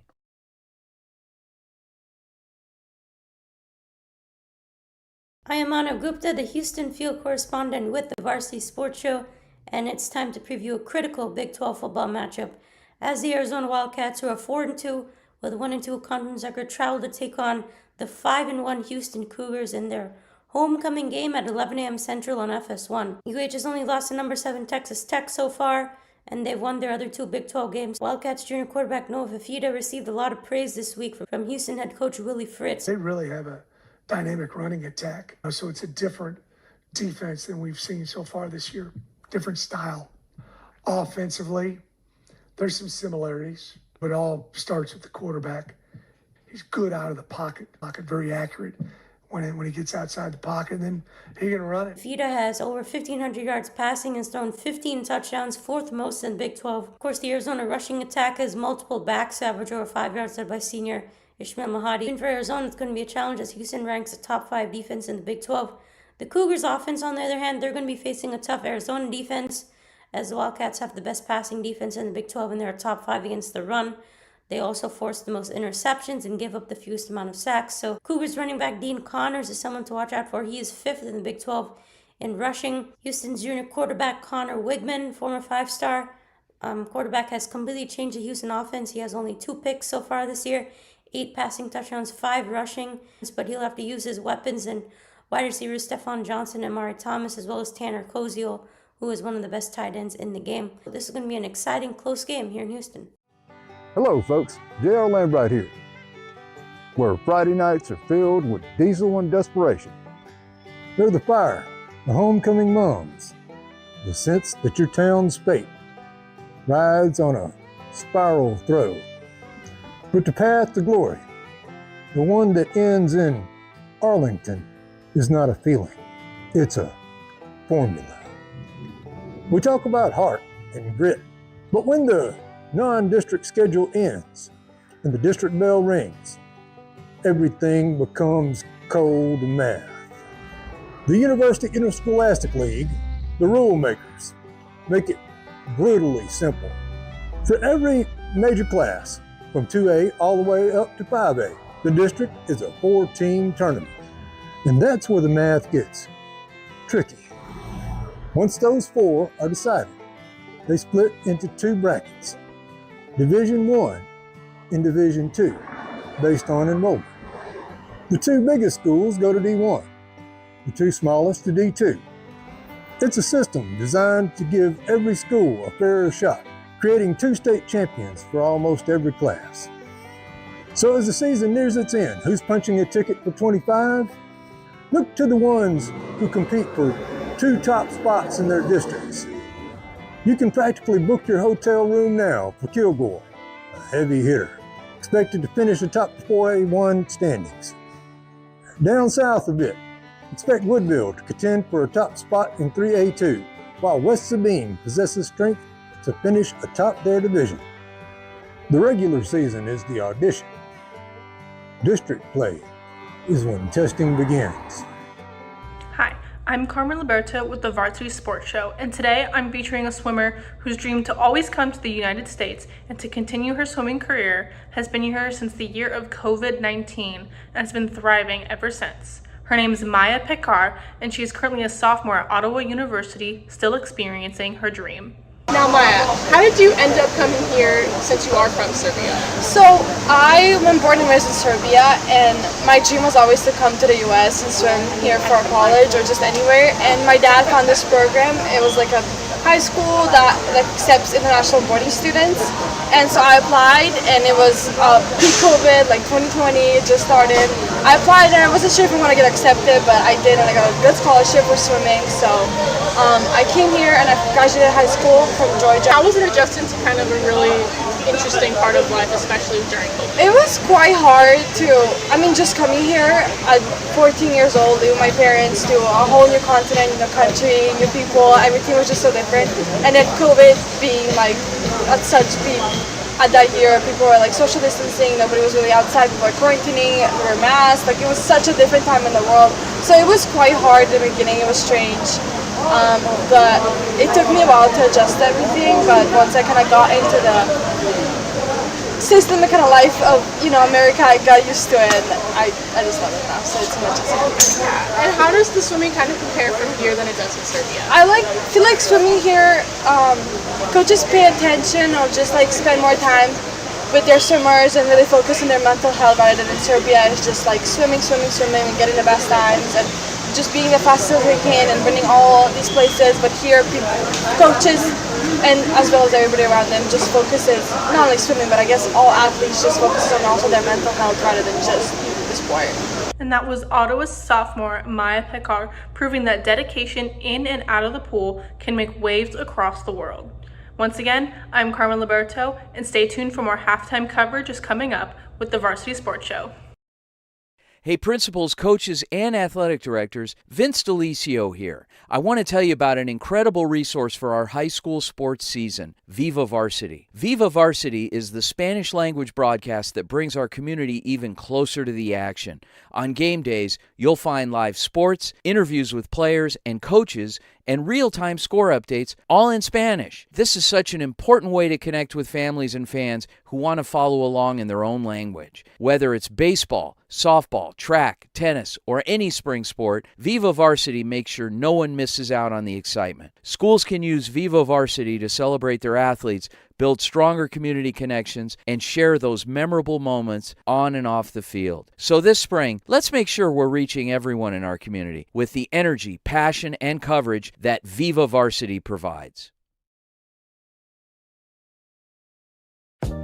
Blessing Frazier reporting here for Varsity Sports, where I tell you about the first ever long jump in Times Square, a women's only track and field series. This event was organized by Athlos. This qualifying long jump event was held on October 9th, 2025 in Times Square, New York City. This took place right in front of major stores in Times Square, just like Sephora and Disney. And the Times Square portion was free to the public, first come, first serve. All the people who are running here, you guys are amazing, bro. We want to be just like you. Now, this event had star athletes such as Tara Davis Woodhall, an Olympic and world champion, and she took first place in this Times Square qualifying long jump with 6.81 meters. Jasmine Sawyers also came in second with 6.77 meters in qualifying, and Quenisha Burks qualified with a 6.38 meters. The winners of these events stands at roughly $60,000, and other awards such as the Tiffany Crowns instead of traditional medals were given to the winners, and a bonus of $250,000 for breaking a world record was also received. However, it wasn't about the money. The purpose was to spotlight women's field events, which historically get less visibility, and also to bring athletics into high-traffic urban settings. Now, this is only just the beginning for Athlos, but they accomplished a big feat, starting that conversation in women's sports. For Varsity Sports, my name is Blessing Frazier, reporting. Damas y caballeros, bienvenidos a Viva Varsity. Mi nombre es Rodolfo Gómez, reportándoles sobre el mundo de los esteroides y el impacto que causa en el deporte. Los esteroides anabólicos han sido un tema controversial en el deporte por décadas. Aunque algunos atletas lo usan con la intención de mejorar su rendimiento, lo cierto es que su uso tiene consecuencias serias, tanto físicas como mentales. Por ejemplo, tomemos el deporte físico-culturismo, por la cual los atletas tienen que implementarse cantidades de esteroides para poder competir al nivel élite. Consecuentemente, muchos terminan con daños severos de salud. La necesidad de destacar, de mantener una posición y el rendimiento físico. En la actualidad, los procesos antidopaje se han convertido más rigurosos y constantes para disminuir el uso de anabólicos en los deportes. Y recordemos, cada acción tiene su consecuencia. La competencia, los contratos, el dinero o el miedo a quedarse atrás. Pero lo que muchas veces se olvida es que la salud es la verdadera riqueza. La gloria puede ser momentánea, pero la salud es la que sostiene la verdadera carrera de un atleta. En tu idioma, muchas gracias por sintonizar a Viva Varsity. Mi nombre es Rodolfo Gómez. Hasta la próxima con más noticias del deporte. Hey fans, Vince with the Varsity Sports Show. You've had the rest. Now treat yourself to the best Japanese grill in Arizona. It's the Boss. Boss Bachi Japanese Grill in Mesa. Grilled shrimp, steak, and all the best veggies with or without a twist of spice. Sure to please everyone. Dine in or take out. Located at University and Country Club in Mesa. Open daily. 602-859-3759. The Boss. Boss Bachi. Hablamos Español.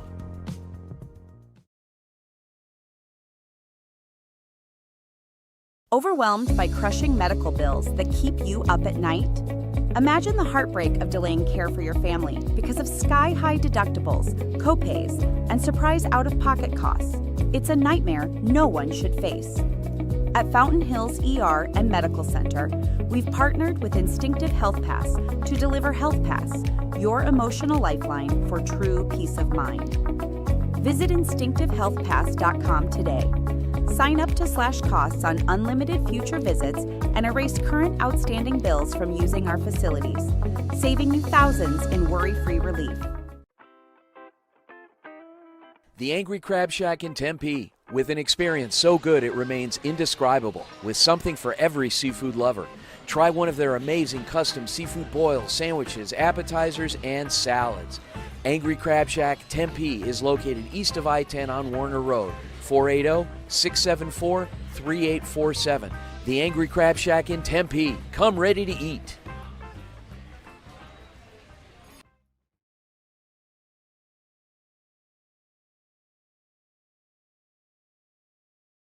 Hey guys, Vince here to talk about Angel Dentistry. It's where my wife and I have gone for over 10 years, and we trust them with our routine and extensive dental care because they care. Dr. Amber Angel is an Arizona native, born in the town of Miami, and has been practicing in the Valley over 20 years. For general to comprehensive dental services, call 602-788-2008. Located off of Cave Creek Road just north of the 101 in North Phoenix. Angel Dentistry, proud supporters of our young people and proud partners of the Varsity Sports Show. Hey guys, Vince here from the Varsity Sports Show. Nothing beats a hometown touchdown, on the field and on the table. Join us at Zips or Goldies, where families, friends, and teams come together for great food. They make everything fresh, like their hearty burgers or irresistible focaccias. The restaurants are family friendly with a huge menu and plenty of seating. Goldie's Sports Cafe is in Scottsdale at Via Linda and Mountain View Road, and Zips Sports Grill has 14 Valley locations. Come hungry, see you soon at Zips or Goldies.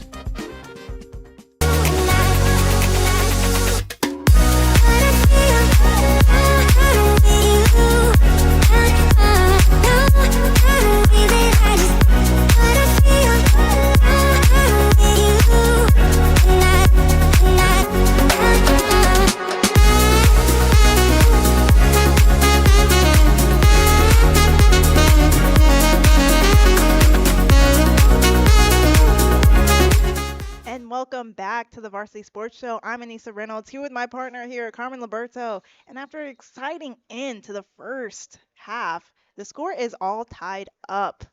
Papago Pumas fought back, clawed their way back, got a insane touchdown and a 2-point conversion to tie up with the ACU Firestorm. Carmen, how are you feeling after that first half? You know, towards the end, I was getting a little, felt a little monotonous, especially with all the penalties. But then the Pumas really came in clutch, especially Braden Krisner with that 81-yard touchdown, really brought the game kind of back to life. is the best way I can describe it. So it'll be very interesting to see Number 1 and how number they 8 can match start this leads to second half. receive Hopefully second the half same way kickoff they for ended Firestorm. that first half. Yeah, I definitely agree. Brought some life into not only the fans, but sort of both squads playing with some fire. Definitely. As Colton Reyes is getting ready for the kickoff to start off the second half.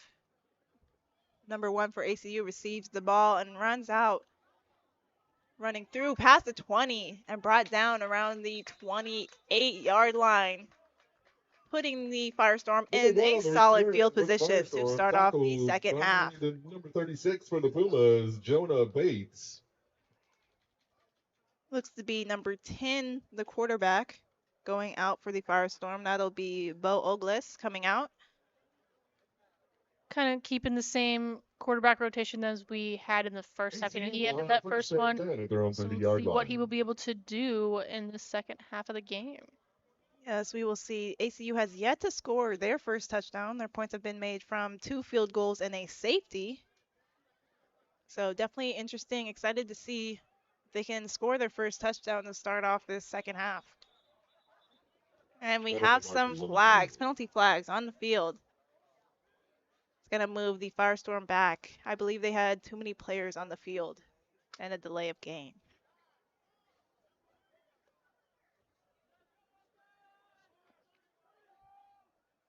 Illegal substitution on It the will be an Firestorm. illegal 5-yard penalty. substitution against the Firestorm. Move them back 5 yards. So they'll be at their 25. Be 1st and 15 for Ogles, starting up his offense. With the handoff to number 33, moving upfield and brought down. 1 yard gain on the play. Number 33, that was number Cage Wheel on the 3, carry. Cage Tackled Wheel with by the carry. Pumas, number 59. Salas. Short gain on that play, second down. As the Firestorm get their offense set up. Ogles set up. And we've got a pretty strong start to the Pumas defense. And Early flags on the play as the handoff is carried. Penalty marker on the field. About 4 yard gain on the play. But flags back at that original line of scrimmage. And let's see what this one's all about now.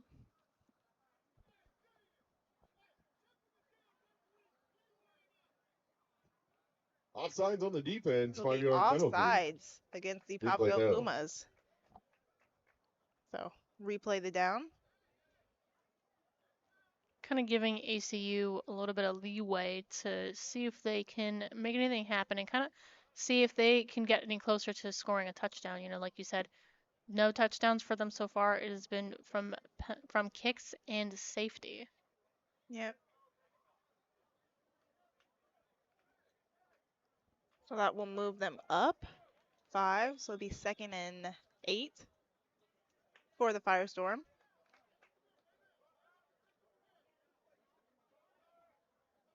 Ogles setting up in the pocket.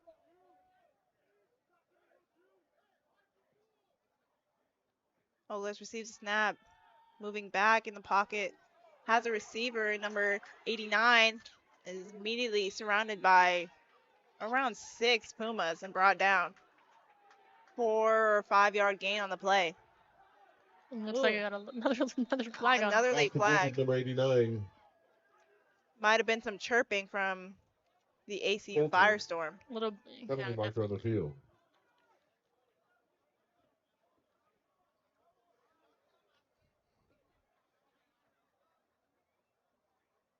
As the officials are talking it over.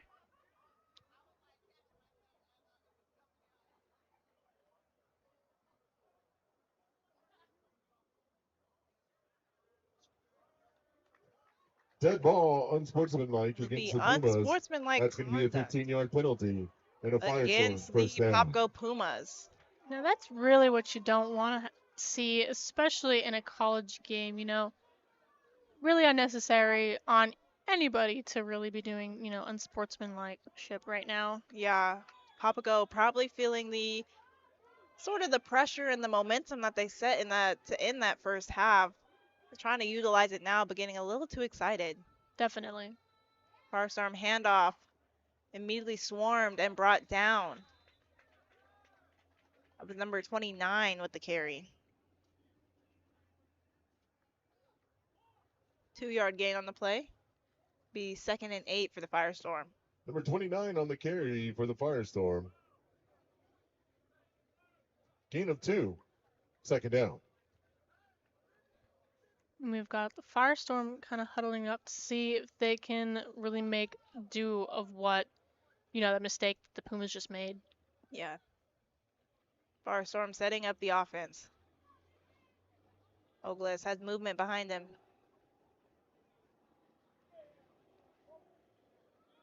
Handoff and some early flags. Handoff to number 18. That was Chris Penalty marker on the Martinez field. with the carry. Penalty markers at the line of scrimmage.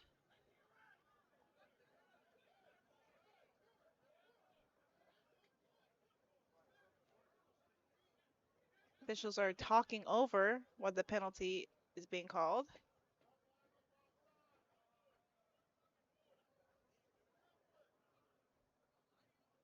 And I was hoping to start this half with not as many penalties, but wishful thinking. Yeah, definitely that. Oh, it'll be Penalty waved has been off. waved off. So maybe not as wishful as we had thought. That's going to bring up 3rd down for the Firestorm. It'll be 3rd down for the Firestorm.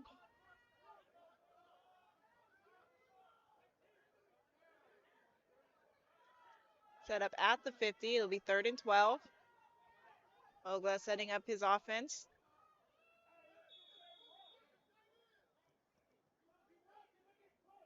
Ogles receives a snap, moving back in the pocket. Quick throw to number 9, moving upfield and brought down by the Pumas. Might not be enough for a 1st down. It could be very close one right there. Yeah, we will see if they have the chains So number moved. 9. And they will be moving, so that will be a 1st down for the Firestorm. ACU Firestorm. 1st down.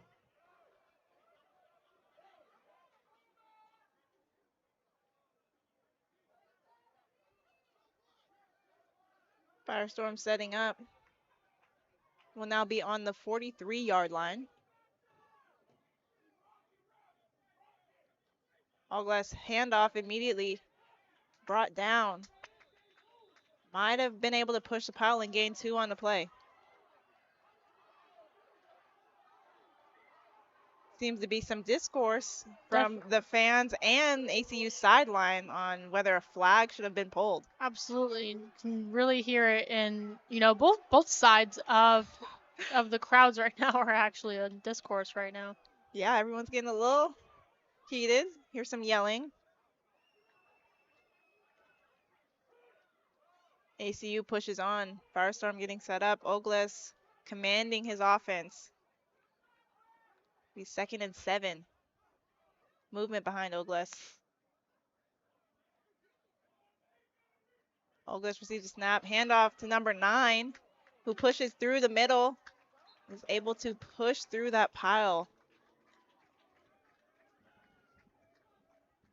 Real close to that 1st down marker. Be 3rd and 2. You can definitely start to see some real tension with the teams and the crowd. But On the play. I think it's definitely important for we can see the scoreboard. It is tied at 8-8 right now. So I think kind of the tension should definitely kind of be pushed off to the side right now. Just some healthy competition, college sports. Absolutely. As Ogles gets set up. Handoff to number 29, pushing upfield. But might have been able to get that 1st down. Number 29 with that carry.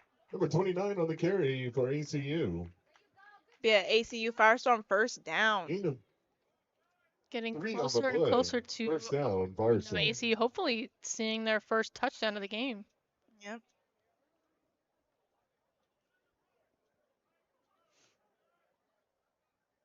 Utilizing their run game a lot more after those almost interceptions in the first half. Definitely. Believe, so far ACU's yet to have an interception. Definitely really capitalized on fixing that, especially with their close win against the Sonoran Sidewinders last week. But they have had a couple fumbles, even if they have been able to recover them. And an immediate sack brought down by number 13 of the Pumas. That is Braden Watkins with the great read. Number 43, Harris, in on the tackle for the Pumas. Loss on the play, Excuse second me, down. that was 43, Leandre Harris. Go!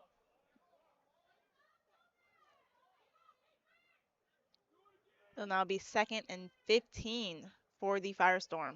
Zoglas heads out back to his huddle, informing them of the play call. Hearing a lot of fans chatting back and forth. Hopefully can stay healthy, like you mentioned. Little healthy competition on a Saturday night. Exactly. Saturday Everybody night. loves some college sports. Ogles with the snap. Got enough time. Going long. Ooh, and tipped. Huge, huge read right there, but extremely close. Just by the fingertips with that one. Dangerous throw by Ogles. Almost into the hands of number 3, Kavion Belcher.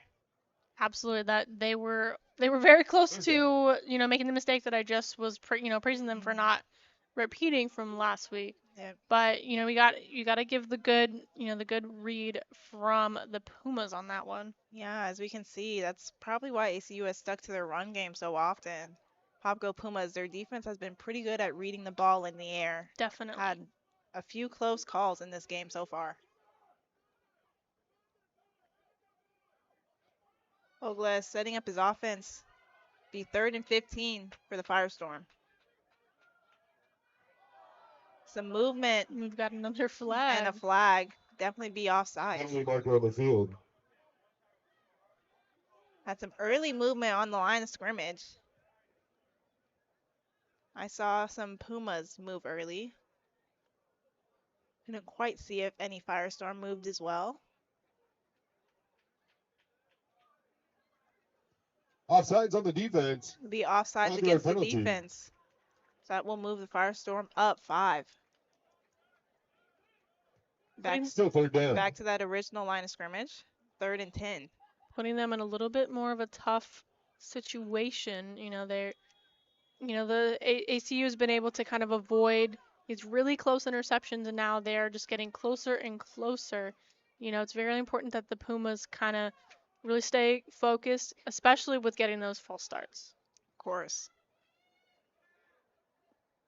Ola is backing up from the line. Receives a snap. Has time. Tries to find a receiver. Number 82 it was intended for, but over his head as he slipped. That was like it was about too short. Jake Benson.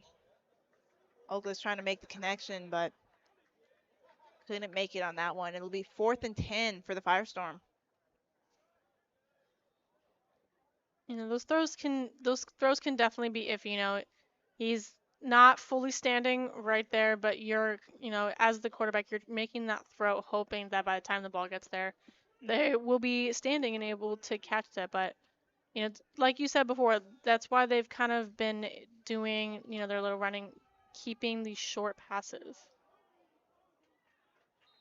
Firestorm attempted a field goal there, but the field goal is no good.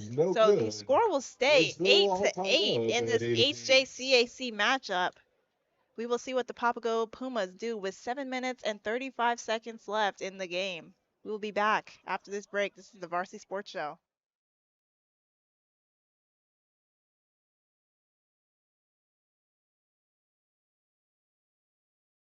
Hey guys, Vince here from the Varsity Sports Show. Nothing beats a hometown touchdown, on the field and on the table. Join us at Zips or Goldies, where families, friends, and teams come together for great food. They make everything fresh, like their hearty burgers or irresistible focaccias. The restaurants are family friendly.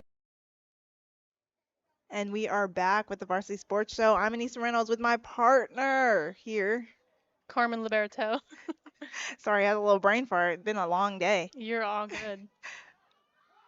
As number 5 is rushing upfield for the Papago Pumas. That was Jeremiah Huckabee with the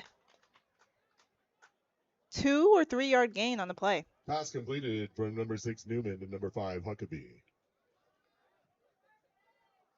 Tackled by the Firestorm. Xavier Newman still out there with his offense. Xavier Newman Gain of 3 on the play, being second down. pretty successful in tonight's game. Definitely, he had a little bit of a rough start to the game, but as we've kind of progressed, he's really been able to really control his offense. I think those really long throws he's been making have been pretty successful, and then even when he runs the ball himself, I think he's been doing a really good job. Newman trying to find a receiver in number 4, Cameron Cook, but batted down by number 49 of the Firestorm. That was Jalen Medina who batted it down. Third down. It'll be 3rd and 7 for the Papago Pumas.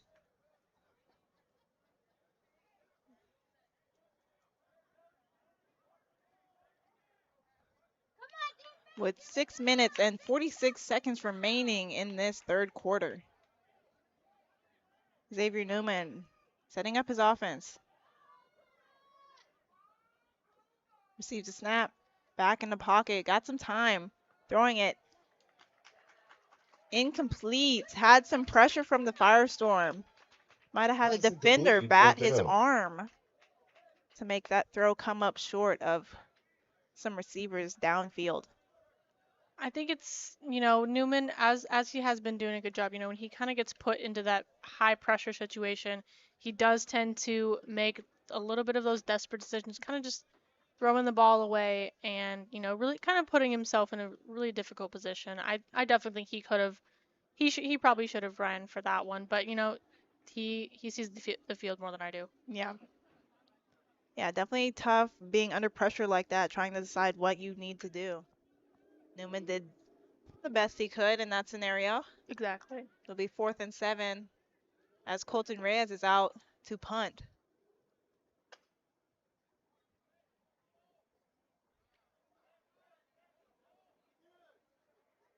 Reyes receiving the snap. Punt is up. Number 8 of ACU catching it just off the ground. That'll set up the Firestorm at the 32. Pretty good field position to start off. They're staying 10 from their own 32-yard line. Definitely better than where they ended their last possession for sure. Definitely. At least for the Pumas.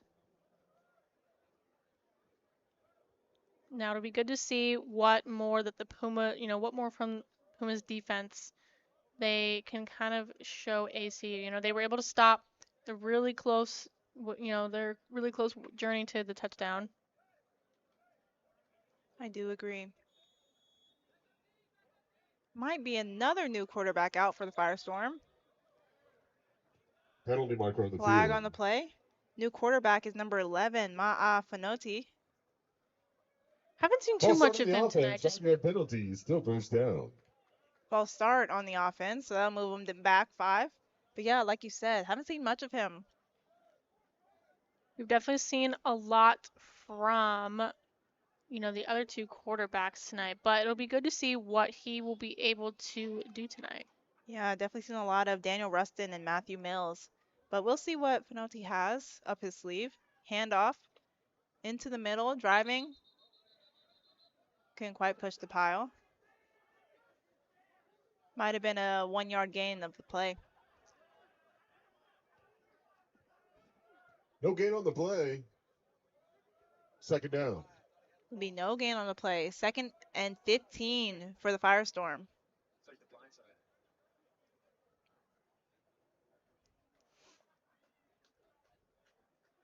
Fanoti setting up his offense.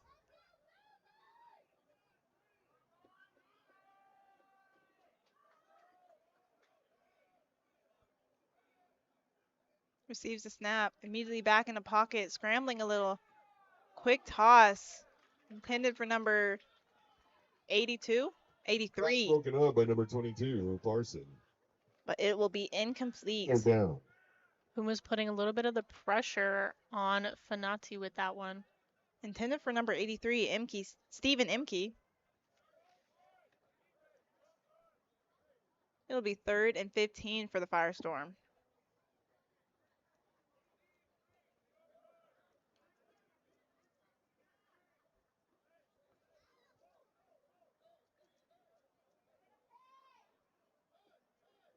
Pinotti setting up his offense.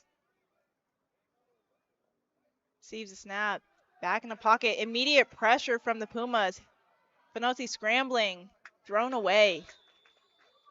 It's a little hard to tell who exactly that was. That's going to bring up 4th down for the Firestorm. Yeah, I couldn't tell who it was intended for, but number 11 of the Pumas, Nick Taylor, had some immediate pressure on Pinotti, making Pinotti scramble away and ultimately an incomplete pass, bringing up 4th down for the Firestorm. Firestorm bringing out kicker number 50, Jalen Dickerson. Both teams' pressure on each other is really putting them into that position of not really getting too far and needing to punt the ball. Number 4, Cameron Cook, waiting in the backfield for the punt.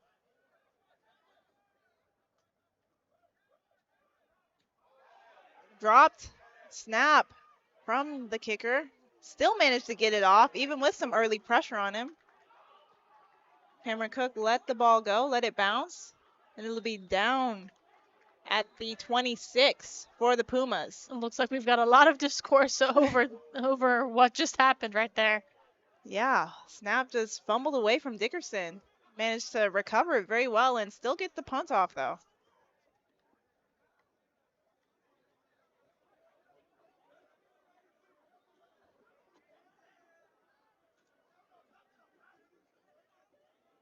Papago Pumas bringing their offense out with 5 minutes and 24 seconds remaining in the 3rd quarter.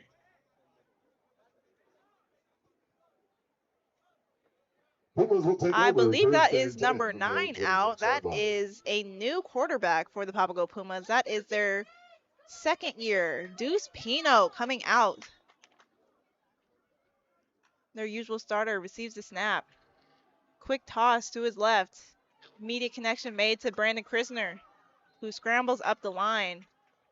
Someone we've been able to say his name a lot tonight, Brandon Krisner. Brandon Krisner being everywhere on the field. Pass completed to number 0, Krisner. Helping his team out. The officials might be ruling this short. I don't know if this quite was a 1st down, but it was a good drive from Krisner. Gain of 9 on the play, 2nd down. It'll be 2nd and 1 for the Pumas.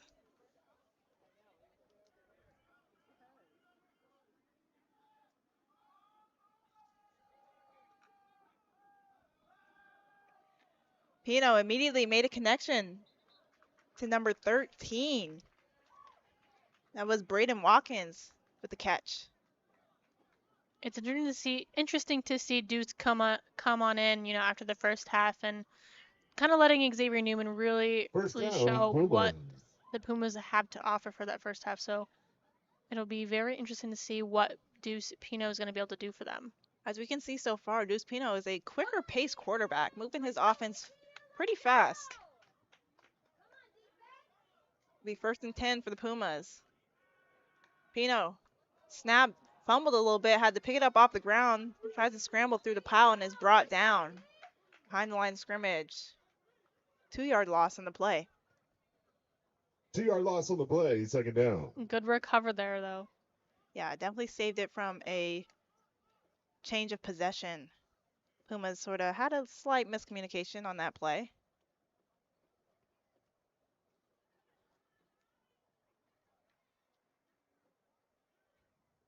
Pino trying to use his leadership and get his team the lead in this game. With 3.5 minutes remaining in the 3rd quarter, Pino scrambles right. Immediately swarmed by Firestorm and brought down. Firestorm toughening up their defense. Pino couldn't quite find a receiver that was open. Well, we like this to see, like you mentioned before, the really fast-paced decisions, trying to, hopefully make something happen. It'll be 3rd and 13 with quarterback keeper. for the Pino. For the Papago Pumas, excuse me. It's just the P's on P's. It's alliteration. Yeah, alliteration going a little crazy out here.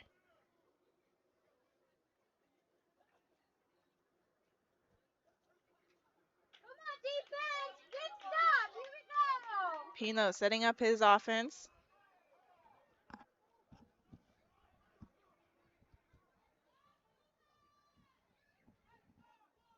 Brandon Krisner on Pino's left. Pino scrambling left, trying to find someone open, and makes a connection beyond the first down. That'll be enough for a first down from Krisner. Once again, Krisner being everywhere on the field when they need him. Pass completed to number 0, Krisner. Yeah. First down, Just a Pumas. great connection made from Pino to Krisner. Able to get that first down, even with pressure from the Firestorm. Definitely, we're getting to the end of this quarter with just a little less than 2 minutes with, Pino, and we got, he has Krisner to always fall back on. Pino receives a snap. Gonna take it himself, has a blocker, moving upfield. Took a rough hit, but gets up like it's nothing. He will get the first down and more. Had some late flags on the play. Great run by Pino, showing his agility and his toughness taking that hit. I think that decision took maybe less than 2 seconds? Yeah.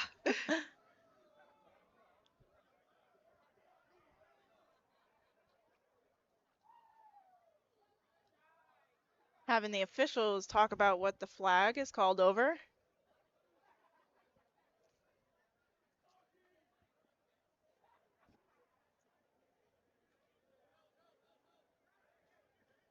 Pino got up from that hit like it was nothing, just bodied it. I was a little worried for him right there. Yeah, the fans were too. Heard a bunch of oohs and ahs, but got up immediately, excited to get that first down for his team. Absolutely no. Definitely, after everything that's happened in this game so far, we want to walk away from this with hopefully everybody healthy. And the flag will be waved off. That is a good sign for the Pumas. Getting a first down and not having a flag to move them back. Pumas will be set up at the 35. First and 10.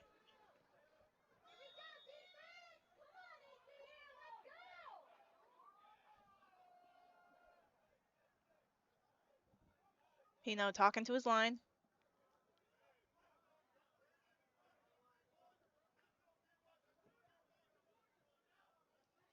Still talking. Receives the snap. Handoff to J. Martin Jr. Pushing upfield. Breaks a few tackles and drives. And that'll definitely be enough for a Puma first down. Almost kind of wiggled out of that last hold there, too.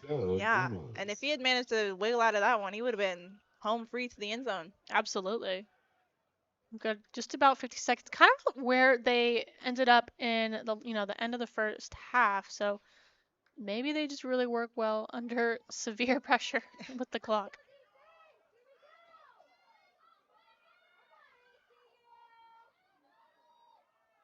Pino. Ooh. Looks like we got a false start. Yeah, that'll definitely be against the Pumas. Had some slight miscommunication on that snap. Oh, I thought that was a false start for ACU, to be honest. We will see. Pumas are, in fact, moving themselves back, so maybe they already know. I swear I saw, number 23 from ACU move first, but maybe just because it was the red, I was just... False start in the offense, 5-yard penalty. Okay. Will be a false start against the offense. Just some slight, excited movement, moving a little too quick. Definitely. We got 30 seconds left. Let's see what they are able to do, kind of hopefully trying to ignore the false start penalty. Yeah. Pino bringing in his seniority to his squad, helping him out. Absolutely. Guiding them. Pino receives a snap, scrambling to his right. Tries to find an open receiver, and he will. That was number 12 with the reception. Number 12 for the Pumas. DJ Franklin. By the Firestorm, number 37. Bring him to second and 8. Down. With 5 seconds and counting in this quarter.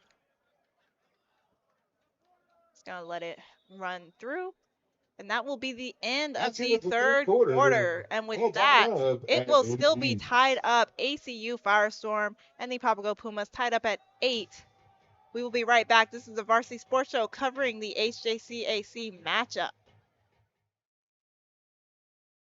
Hey fans, Vince with the Varsity Sports Show. You've had the rest. Now treat yourself to the best Japanese grill in Arizona. It's the Boss. Boss Bachi Japanese Grill in Mesa. Grilled shrimp, steak, and all the best veggies with or without a twist of spice. Sure to please everyone. Dine in or take out. Located at University and Country Club in Mesa. Open daily. 602-859-3759. The Boss. Boss Bachi. Hablamos Español.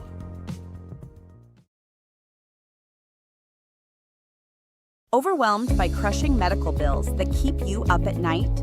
Imagine the heartbreak of delaying care for your family because of sky-high deductibles, copays, and surprise out-of-pocket costs. It's a nightmare no one should face. At Fountain Hills ER and Medical Center, we've partnered with Instinctive Health Pass to deliver Health Pass, your emotional lifeline for true peace of mind. Visit instinctivehealthpass.com today. Sign up to slash costs on unlimited future visits and erase current outstanding bills from using our facilities, saving you thousands in worry-free relief. And welcome back to the Varsity Sports Show covering the HACAC matchup between the ACU Firestorm and the Papago Pumas. Papago Pumas are knocking on the end zone with a connection made to number 12, and they will get a touchdown. That was DJ Franklin with the touchdown.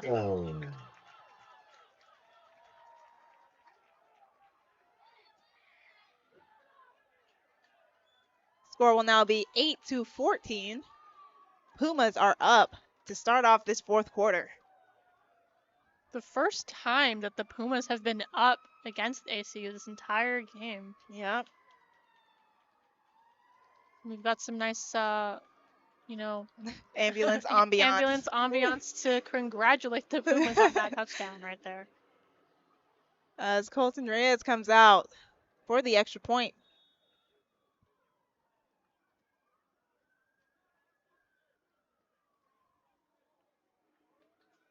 Surprised they aren't going for another 2-point conversion. 2-point. But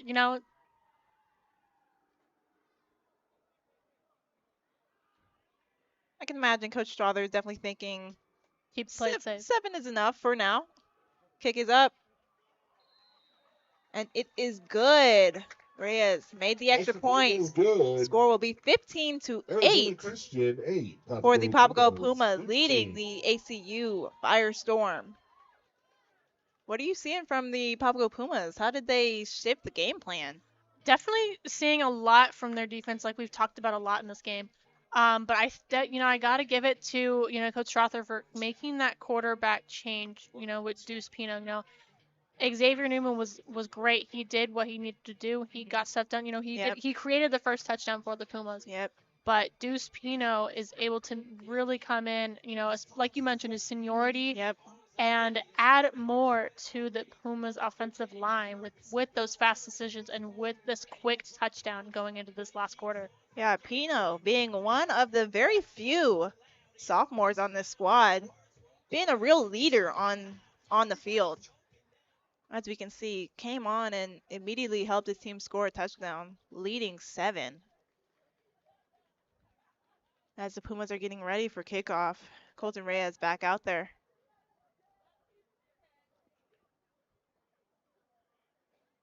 ACU has receivers in the backfield, number 8 and number 1, ready for kickoff. We'll see what ACU will respond with. Pumas, little short kick, immediately smothered from ACU. They will be at the 42-yard line to start off their possession. ACU, are you thinking they need to change up the game plan to sort of get around the Pumas defense? I would say so. They definitely already had to make some adjustments to, Deuce Pino coming in. They were used to Newman pretty much for the entire first half. So I think there definitely needs to be some adjustments for ACU to make. they still haven't quite figured out how to fully stop Pino's really fast decisions Firestorm for will this. have first and 10 at their I own will agree with 43-yard that. line. As ACU Firestorm are on the field, offense hoping to get a touchdown. Handoff immediately up the middle and brought down. That carry was by number 33, Cage Wheel. Had a 2-yard gain on the play. Be 2nd and 8 for the Firestorm. With quarterback Matthew Mills back in. Most of the Firestorm success came from Mills. They went the furthest down the field while he was in. Absolutely, I would agree. So that trying to see if they can make these adjustments like we just talked about. Mills commanding his squad. Receives the snap. Immediately scrambling. Number 11, Nick Taylor tried to get the tackle. Mills scrambling upfield and pushed out of bounds. Flags thrown on the play. Markers on the field. Pushed out by number 22 of the Pumas, Laren Parson.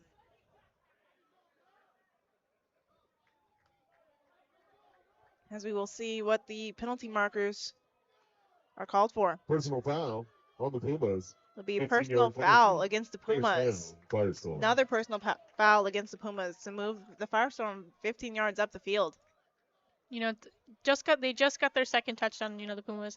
Definitely important that they don't kind of fall back into those penalties that they made before. In the second quarter, they made about 2 or 3 personal fouls. So it's really important that they really try to keep that good game going that they had. Yeah, definitely defense needs to lock back in and be as strong as it was to end off that third quarter.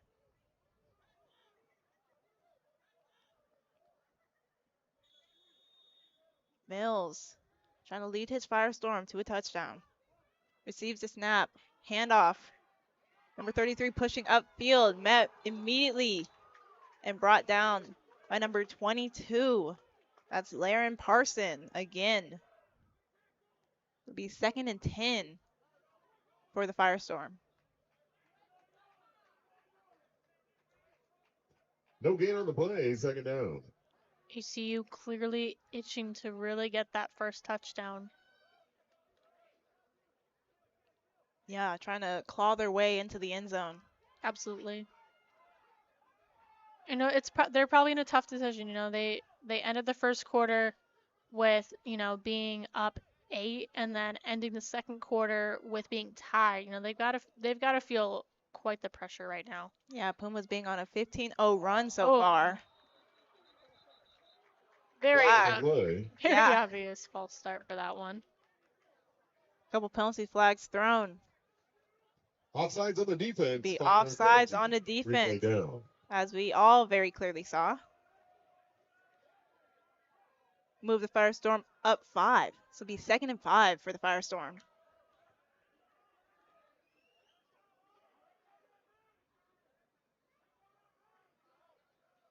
Looks like they're taking out the player.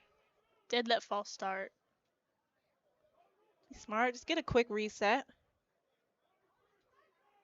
Pumas trying to keep the momentum on their side. Definitely. The Pumas have had to really defend their side of the field a lot closer than they have right now. Yep. Mills back in the pocket, throwing long. And that'll be intercepted by number 3, Kavion Belcher for the Pumas. An interception that is finally completed by the Pumas. Yep, like I mentioned earlier, ACU not really as confident in their passing game. Went to it there and came up short. Kavion Belcher in the right place at the right time, hauling it in for the Pumas. That's got to feel good for the Pumas, with the amount of interceptions that either weren't completed or resulted in a penalty, actually. It's got to feel good to finally really take the interception and just take it. At the perfect time, too. Just had that touchdown on a 15-0 scoring run. Absolutely. Trying to keep that scoring run going.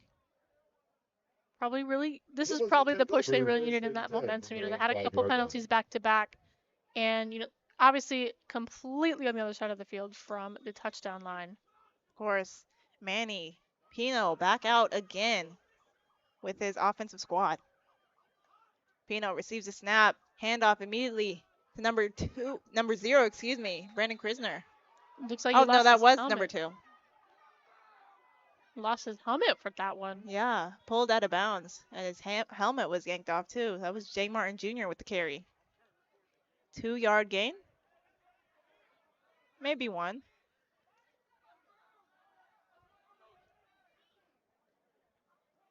Got some more discourse in the crowd once again. I will say I am a fan of the discourse. I love hearing the parents, snapping back. I think that's what makes the game exciting. Definitely, but I mean, especially I think in my opinion, the players are right there, the coaches are right there. It's a little bit harder. Yeah. I as a person whose mom would never shut up at her games, it's not something you really want.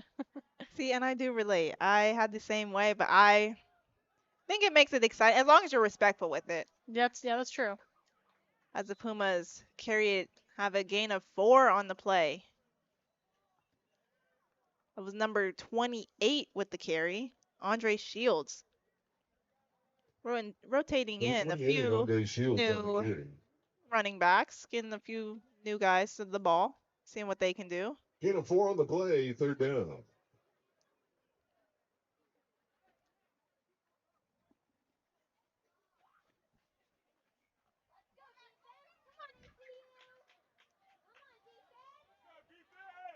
Pino, it'll be 3rd and 4 for the Pumas. Pino talking to his offensive line. Getting ready for pressure from the Firestorm. Pino talking to Andre Shields to his right. Back in the pocket, scrambling. He's going to take it himself. Pino ran out of bounds, but seems to be enough for a Puma first down. Once again, you got to appreciate the extremely fast decisions with Number 9 with quarterback keeper for the Pumas. Yeah, Pino being able to analyze when his receivers can't quite get open and just takes it himself. Papago.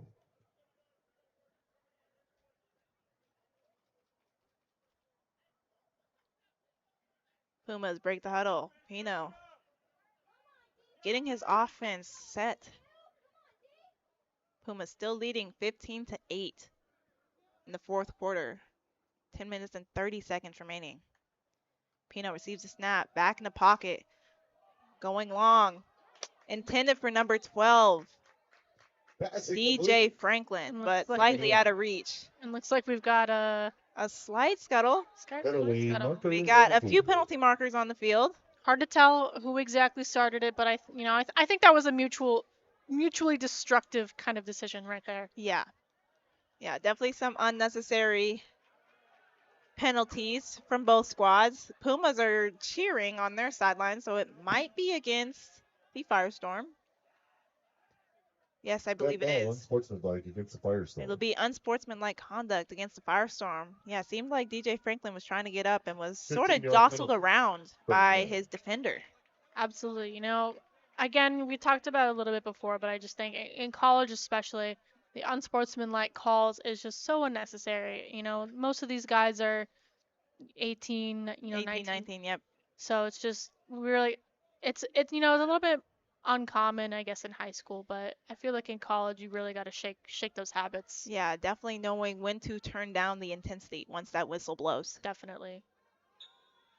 Pino, movement in front from Krisner. Pino receives a snap. Handoff. Push through, up the middle, through the huddle, number 24, Marlon Robinson. 1-yard gain on the play. Just short. Number 24, Robinson on the carry. Short gain, 2nd down. It'll be 2nd and 9 for the Pumas. Pino moving slightly slower than previously, trying to run out the clock as much as possible. And we've got some pink things on the field. Looks like. Yeah, somebody's pink accessory Came off. Pino receives a snap, scrambling to his right. Got some early pressure and taken down by number 91 of the Firestorm. That was Remy Adrier with the That's sack. number 91. Adrier. Got put in a little bit of a tough situation right there. You know, trying to see if he could run it, but also at the same time really trying to look for his guys out there on the field. Yeah, Pino trying to give a chance for his receivers to get open, but didn't quite have enough time to get away.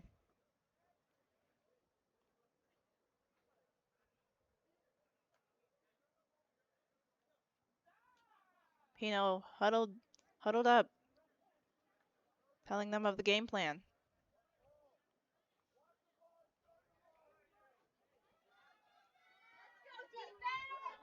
It'll be 3rd and 15 for the Pumas.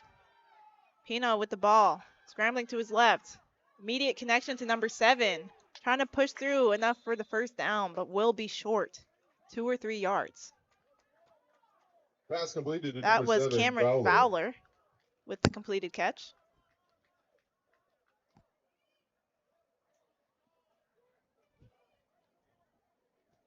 Gain of 13. Got a little bit better movement on from Pino on that one. Yeah, a little less rushed.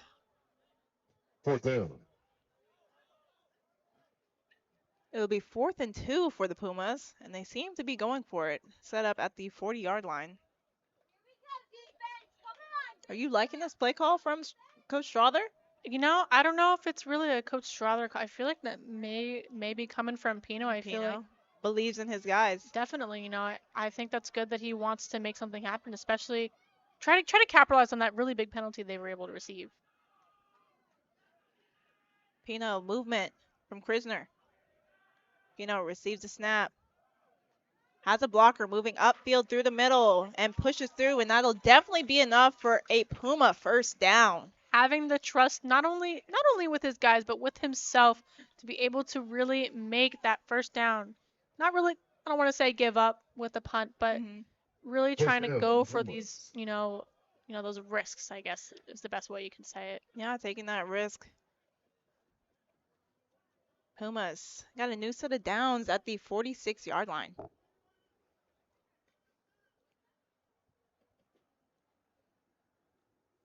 With 7 minutes remaining in this quarter, Pumas trying to extend their lead over the Firestorm. Definitely trying to make it less of a one touchdown, you know, difference with them. Yeah, definitely trying to force the Firestorm's hand, especially knowing the Firestorm have yet to score their own touchdown. Movement from Krisner. Pino receives the snap. Back in the pocket. Got some time. He's going to take it himself, moving up the line, up the sideline, and he'll get another set of downs, moving past the first down marker. Looked like he was trying to see if he could open up, you know, some out of bounds at the 36-yard line. Open up some room for Krisner right there, but ended up just really, like you said, taking it himself. Yeah, trying to make that connection with Krisner, but Firestorm have him pretty locked down defensively. Definitely, I think the Firestorm has quite, you know, caught. Sorry, what's the best way to phrase it? Sort of caught on to the trends. Yeah, yeah, there you go. Sort of caught on to Pino's trends right here, but you know, he's still finding a way to make it past the defense. Pino setting up his offense. Here's a snap. Handoff. Immediately pushing forward. Trying to push through the huddle. And brought down. That was number 5, Jeremiah Huckabee with the carry. Gained 4-yard gain 4 on the play. Down.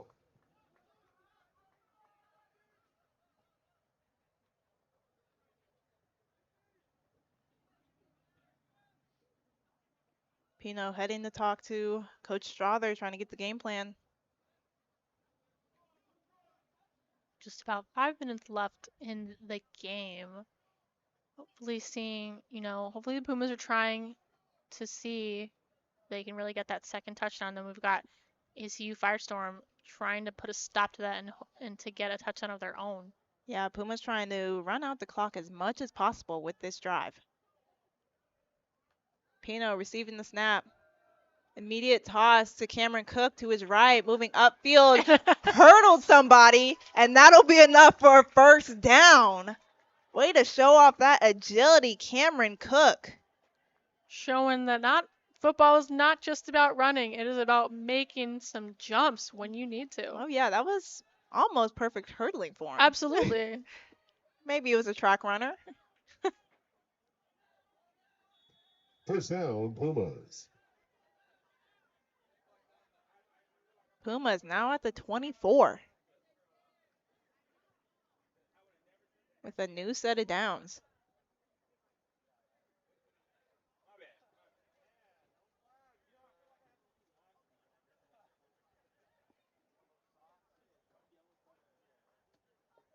Pino back out with his guys, giving them the play call.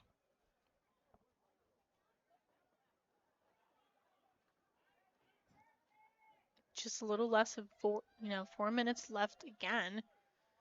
Yeah, Puma's doing a great job running down this clock, trying to give ACU nothing after they are done with this possession. Absolutely, I agree. And we've got Penalty marker on the penalty field. markers on the field. I couldn't even see that. On the Pumas. Delay of game on the Pumas. 5-yard penalty. So I'll move them back 5. We're just talking about how, the Pumas are trying to really leave nothing for ACU after they are finished with their possession. So might have gotten a little too carried away with avoiding that. Yeah, definitely. Sort of lost track of time a little bit, but it'll be 1st and 15 for the Pumas at the 28-yard line with 3 minutes and 40 seconds remaining. Pumas are leading the Firestorm 15-8.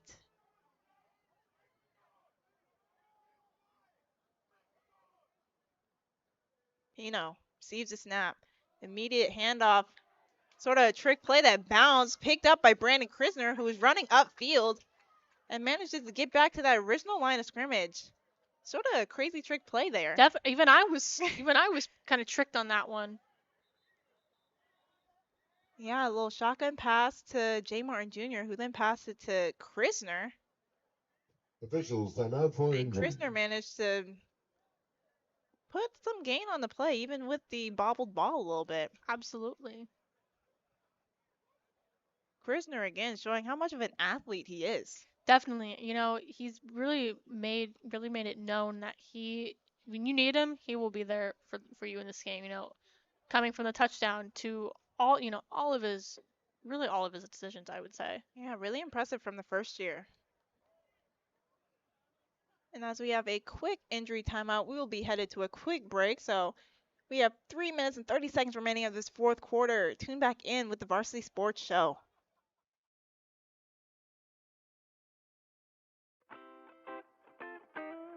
The Angry Crab Shack in Tempe, with an experience so good it remains indescribable, with something for every seafood lover.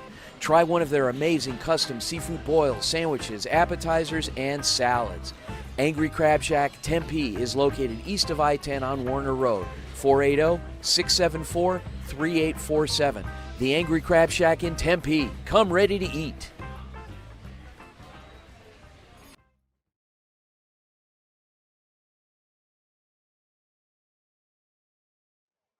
And welcome back to the Varsity Sports Show. I'm Anissa Reynolds here with my partner, Carmen Liberto. So sorry, oh my goodness. It's okay. Called Cameron Cook's name so many times, getting a little mixed up here. The Papago Pumas are leading the ACU Firestorm 15-8, and the Papago Pumas are knocking on the door of their end zone. Once again, knocking on the door, hoping Once again. somebody answers. Yep, it's 2nd and 10. Pino with the handoff to J. Martin Jr. bounces off a tackle, but then dragged down by number 49 of the ACU Firestorm. Loss on the play. That was Jalen Medina with the tackle.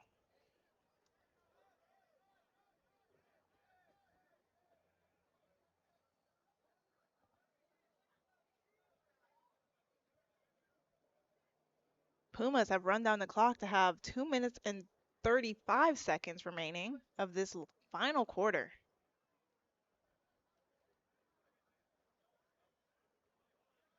If ACU does happen to get the ball back, they will have very little time to make up the deficit.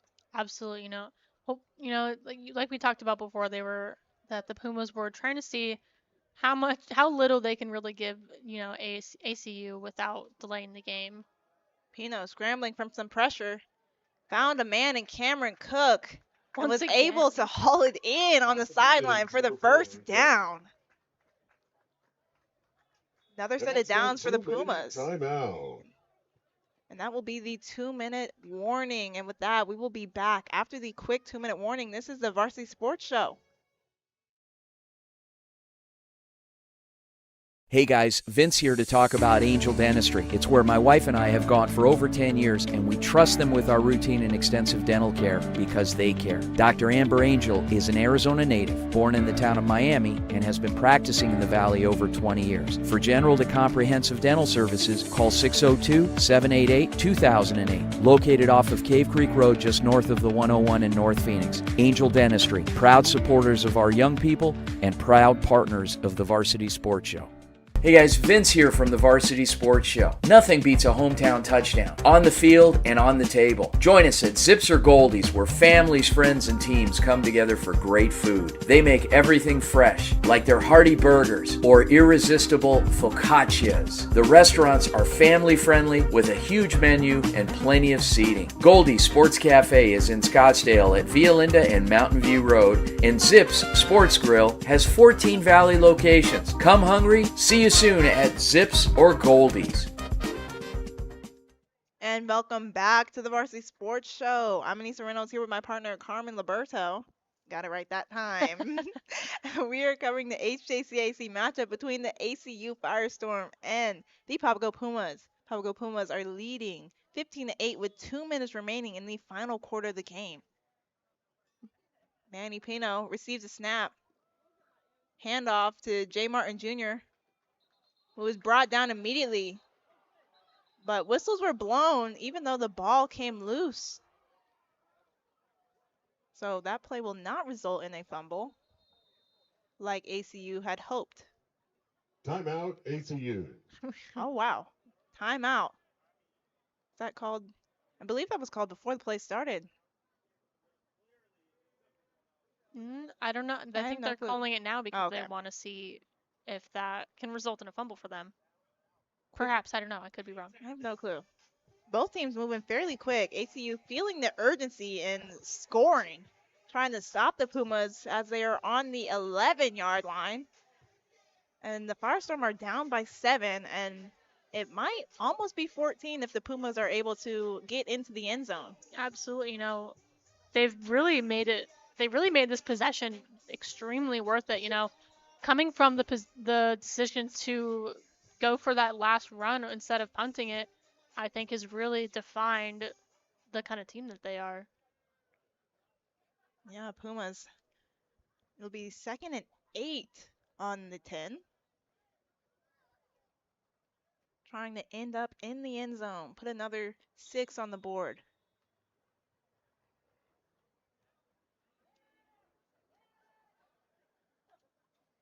Pino receives a snap. Hand off to J. Martin Jr., who finds an opening. A touchdown! And he's going to get a touchdown. The Papago Pumas putting another 6 on the board against the ACU Firestorm. And we are hearing a lot of Papago Pumas fans, getting really lit in the crowd. Absolutely. I mean, they started this game very slow. They were down by 8 points before the first half was even over. So, the Pumas fans and the Pumas themselves are going to be excited. As Colton Reyes is out for the extra point. If he makes this will be a 22-0 run for the Pumas, as the Firestorm haven't scored since the first quarter. That's correct.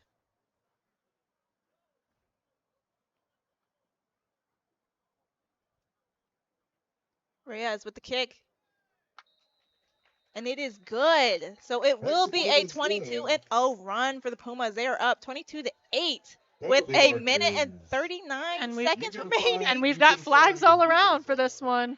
And again, like I said, turning down the intensity once those whistles blow. We are seeing that intensity showing the frustration in the ACU Firestorm. I think this has got to be a unsportsmanlike call for sure. I can only imagine, as some coaches had to even come out from the Firestorm and pull their players off the field.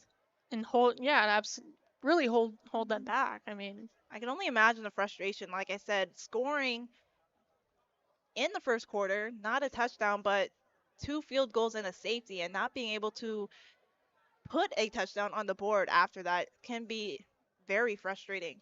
absolutely. But I mean, you really gotta put the emotions aside for the time being, especially because once you kind of start with the we've already started. We really had already started with the unsportsmanlike conduct, really, but to continue it is really just it's gonna make your the rest of the Dead game ball, just even personal worse. foul against Firestorm. Yeah. Penalties decline. Dead ball, unsportsmanlike Seems like it'll be against the unsportsmanlike Firestorm. on a Firestorm for 2 of those penalties. That penalty will be assessed on the kickoff. As the Pumas head back out to kick off, there is a minute and 39 seconds remaining in this game. ACU definitely needs to make the most of it and try to utilize their time wisely, being down by 14.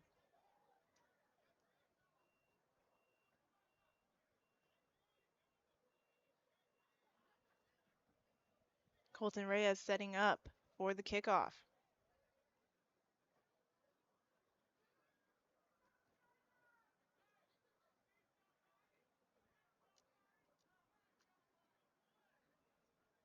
ACU has number 0 and number 1 as receivers in the backfield, awaiting the kick.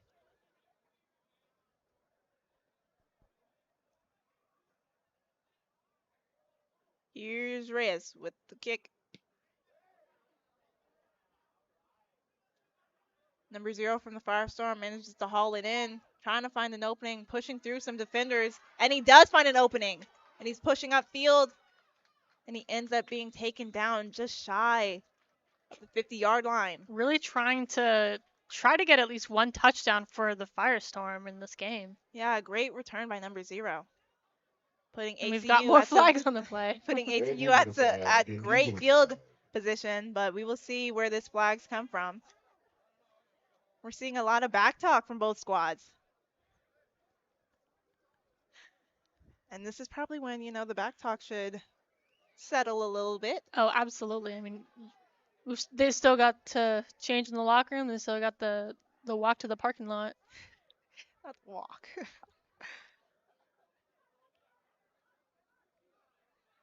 Looking for the main ref over here. I can't find him. The white hat is hidden among all the. Oh, I see him just beyond all the white helmets. Okay, there he goes. Firestorm. Dead ball, unsportsmanlike against the Firestorm. Sportsmanlike against the Firestorm. Sportsmanlike against the sportsmanlike Pumas. against the Those Pumas. offset. Those are going to offset. Both squads hoping they can clean it up with a minute and 28 seconds remaining in this game. Hopefully trying to keep some more peace in this game, just about over with the timing wise, like you said, just a minute and a half left. Yeah, ACU trying to finish on a high note and put a touchdown on the board.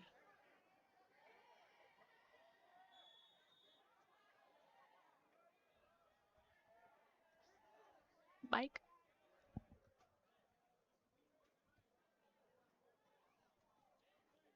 As the Firestorm is getting ready for their last possession of the game. Trying to see if they can have anything come from this possession. Talked about it before. They haven't scored since the first quarter. Neither one of their scoring was a touchdown. Number 25 with the reception, moving upfield. That was a great completed pass. 2 huge runs done from ACU. Pass completed from number 16, Froggerly, and number 25 for the Firestorm. Number 16, Daniel Rustin is back in as quarterback. It'll be interesting to see what the Pumas will be able to respond with. They've, like we've mentioned before, they've been in this position even closer as we've seen before. but ACU is out for the touchdown. Rustin, quick toss to his left, completed to number 9 and brought down. About 8-yard gain on the Pass play. completed to number 9 for the Firestorm. Timeout, ACU. And that was a timeout for ACU. So ACU trying to utilize their time wisely. And with that, we will go into a quick break with this timeout. This is the Varsity Sports Show. We'll be back.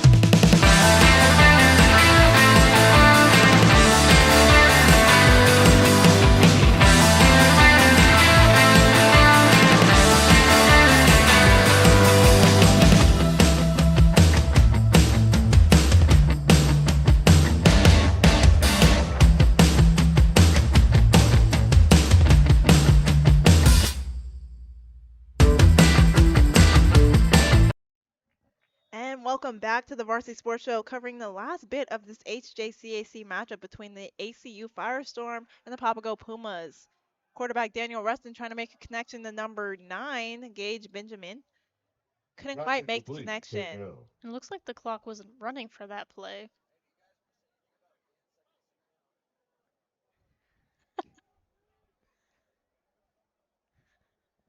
And as we can see on the screen is our boss, Vince Delicio, who makes this all happen. Really thankful for him as we are all trying to put our foot in the door of the sports broadcasting world. Absolutely. Thank you, Vince. Really analyzing the game in this last minute. As Daniel Rustin is trying to get the ACU Firestorm in the end zone. Early pressure from the Papago Pumas and brought down by number 36. And we've got another flag. That was Jonah Bates with the sack immediately. And like you said, another penalty flag on the play. With 57 seconds remaining on the clock.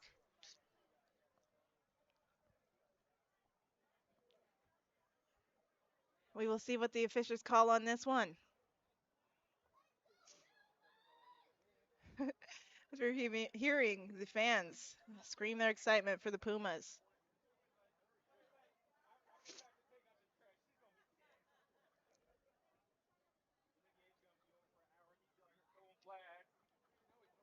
And here's the call. Dead ball, unsportsmanlike. It'll be unsportsmanlike conduct against penalty. the Pumas. So that'll give the Firestorm a first down and move them up to the 20. Extremely close. Extremely more close than they were before to the touchdown yard line. Yep, so now the Firestorm have another set of downs and they are that much closer to the end zone. But time is a factor in this. Only 57 seconds remaining in this game. Firestorm just trying to end on a high note.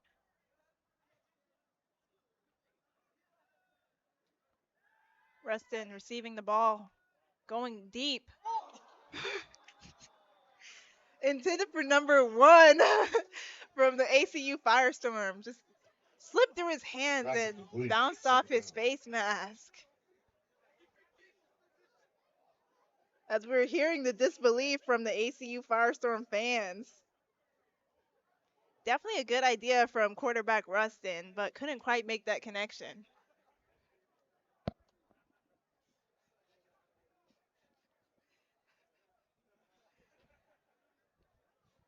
As it'll now be 2nd and 10 for the Firestorm on the 20-yard line. 52 seconds to go. Rustin receives a snap, back in the pocket, grounded it immediately upon pressure from the Pumas. Pass incomplete, 3rd down. The Pumas putting on the extreme tight pressure as much as they can in these last seconds of the game. Yeah, Pumas trying to make sure that ACU can't do anything in this last 48 seconds.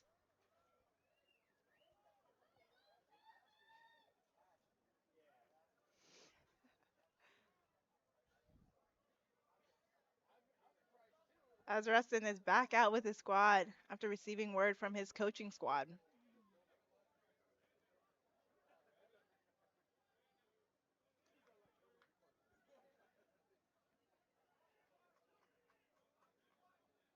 Rustin setting up his offense. Receives a snap, back in the pocket.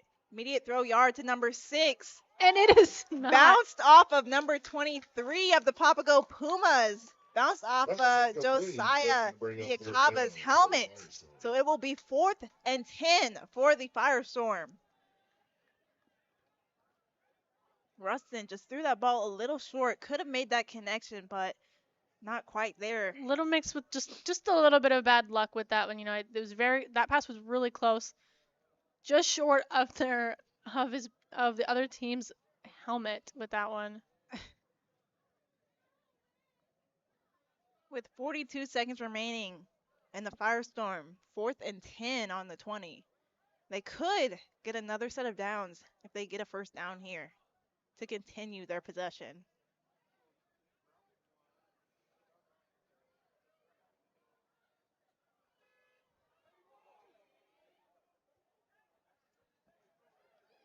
Rustin setting up his offense. 42 seconds remaining on the clock.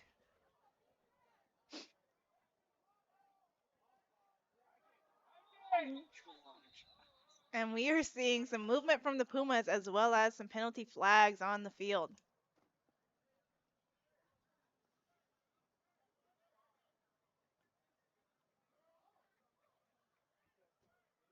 Timeout, ACU. It'll be a timeout for ACU. So, as the officials talk about those penalty flags, we're going to go to a quick break with this timeout. We will be back to cover the last 42 seconds of this HJCAC matchup. This is Varsity Sports. Overwhelmed by crushing medical bills that keep you up at night? Imagine the heartbreak of delaying care for your family because of sky-high deductibles, copays, and surprise out-of-pocket costs. It's a nightmare no one should face. At Fountain Hills ER and Medical Center, we've partnered with Instinctive Health Pass to deliver Health Pass, your emotional lifeline for true peace of mind. Visit instinctivehealthpass.com today. Sign up to slash costs on unlimited future visits and erase current outstanding bills from using our facilities, saving you thousands in worry-free relief. And we are back. This is the Varsity Sports Show covering the last 42 seconds of this HJCAC matchup between the ACU Firestorm and the Papago Pumas. Papago Pumas are leading the Firestorm 22-8 as the Firestorm are on their last down. 4th and 10 for the Firestorm. Rustin back, going deep, intending for a receiver, number 10, in the end zone and batted down. Pass incomplete. That results in a turnover on downs. That will be a turnover for the Pumas and ultimately end Pumas will have 1st and 10 from their own 20. In the game after the Pumas get out and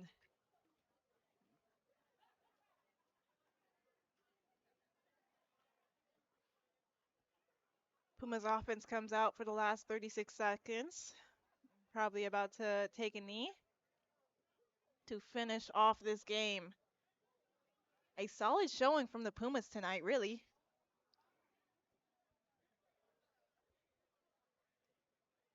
Pumas managed to get it together towards the end.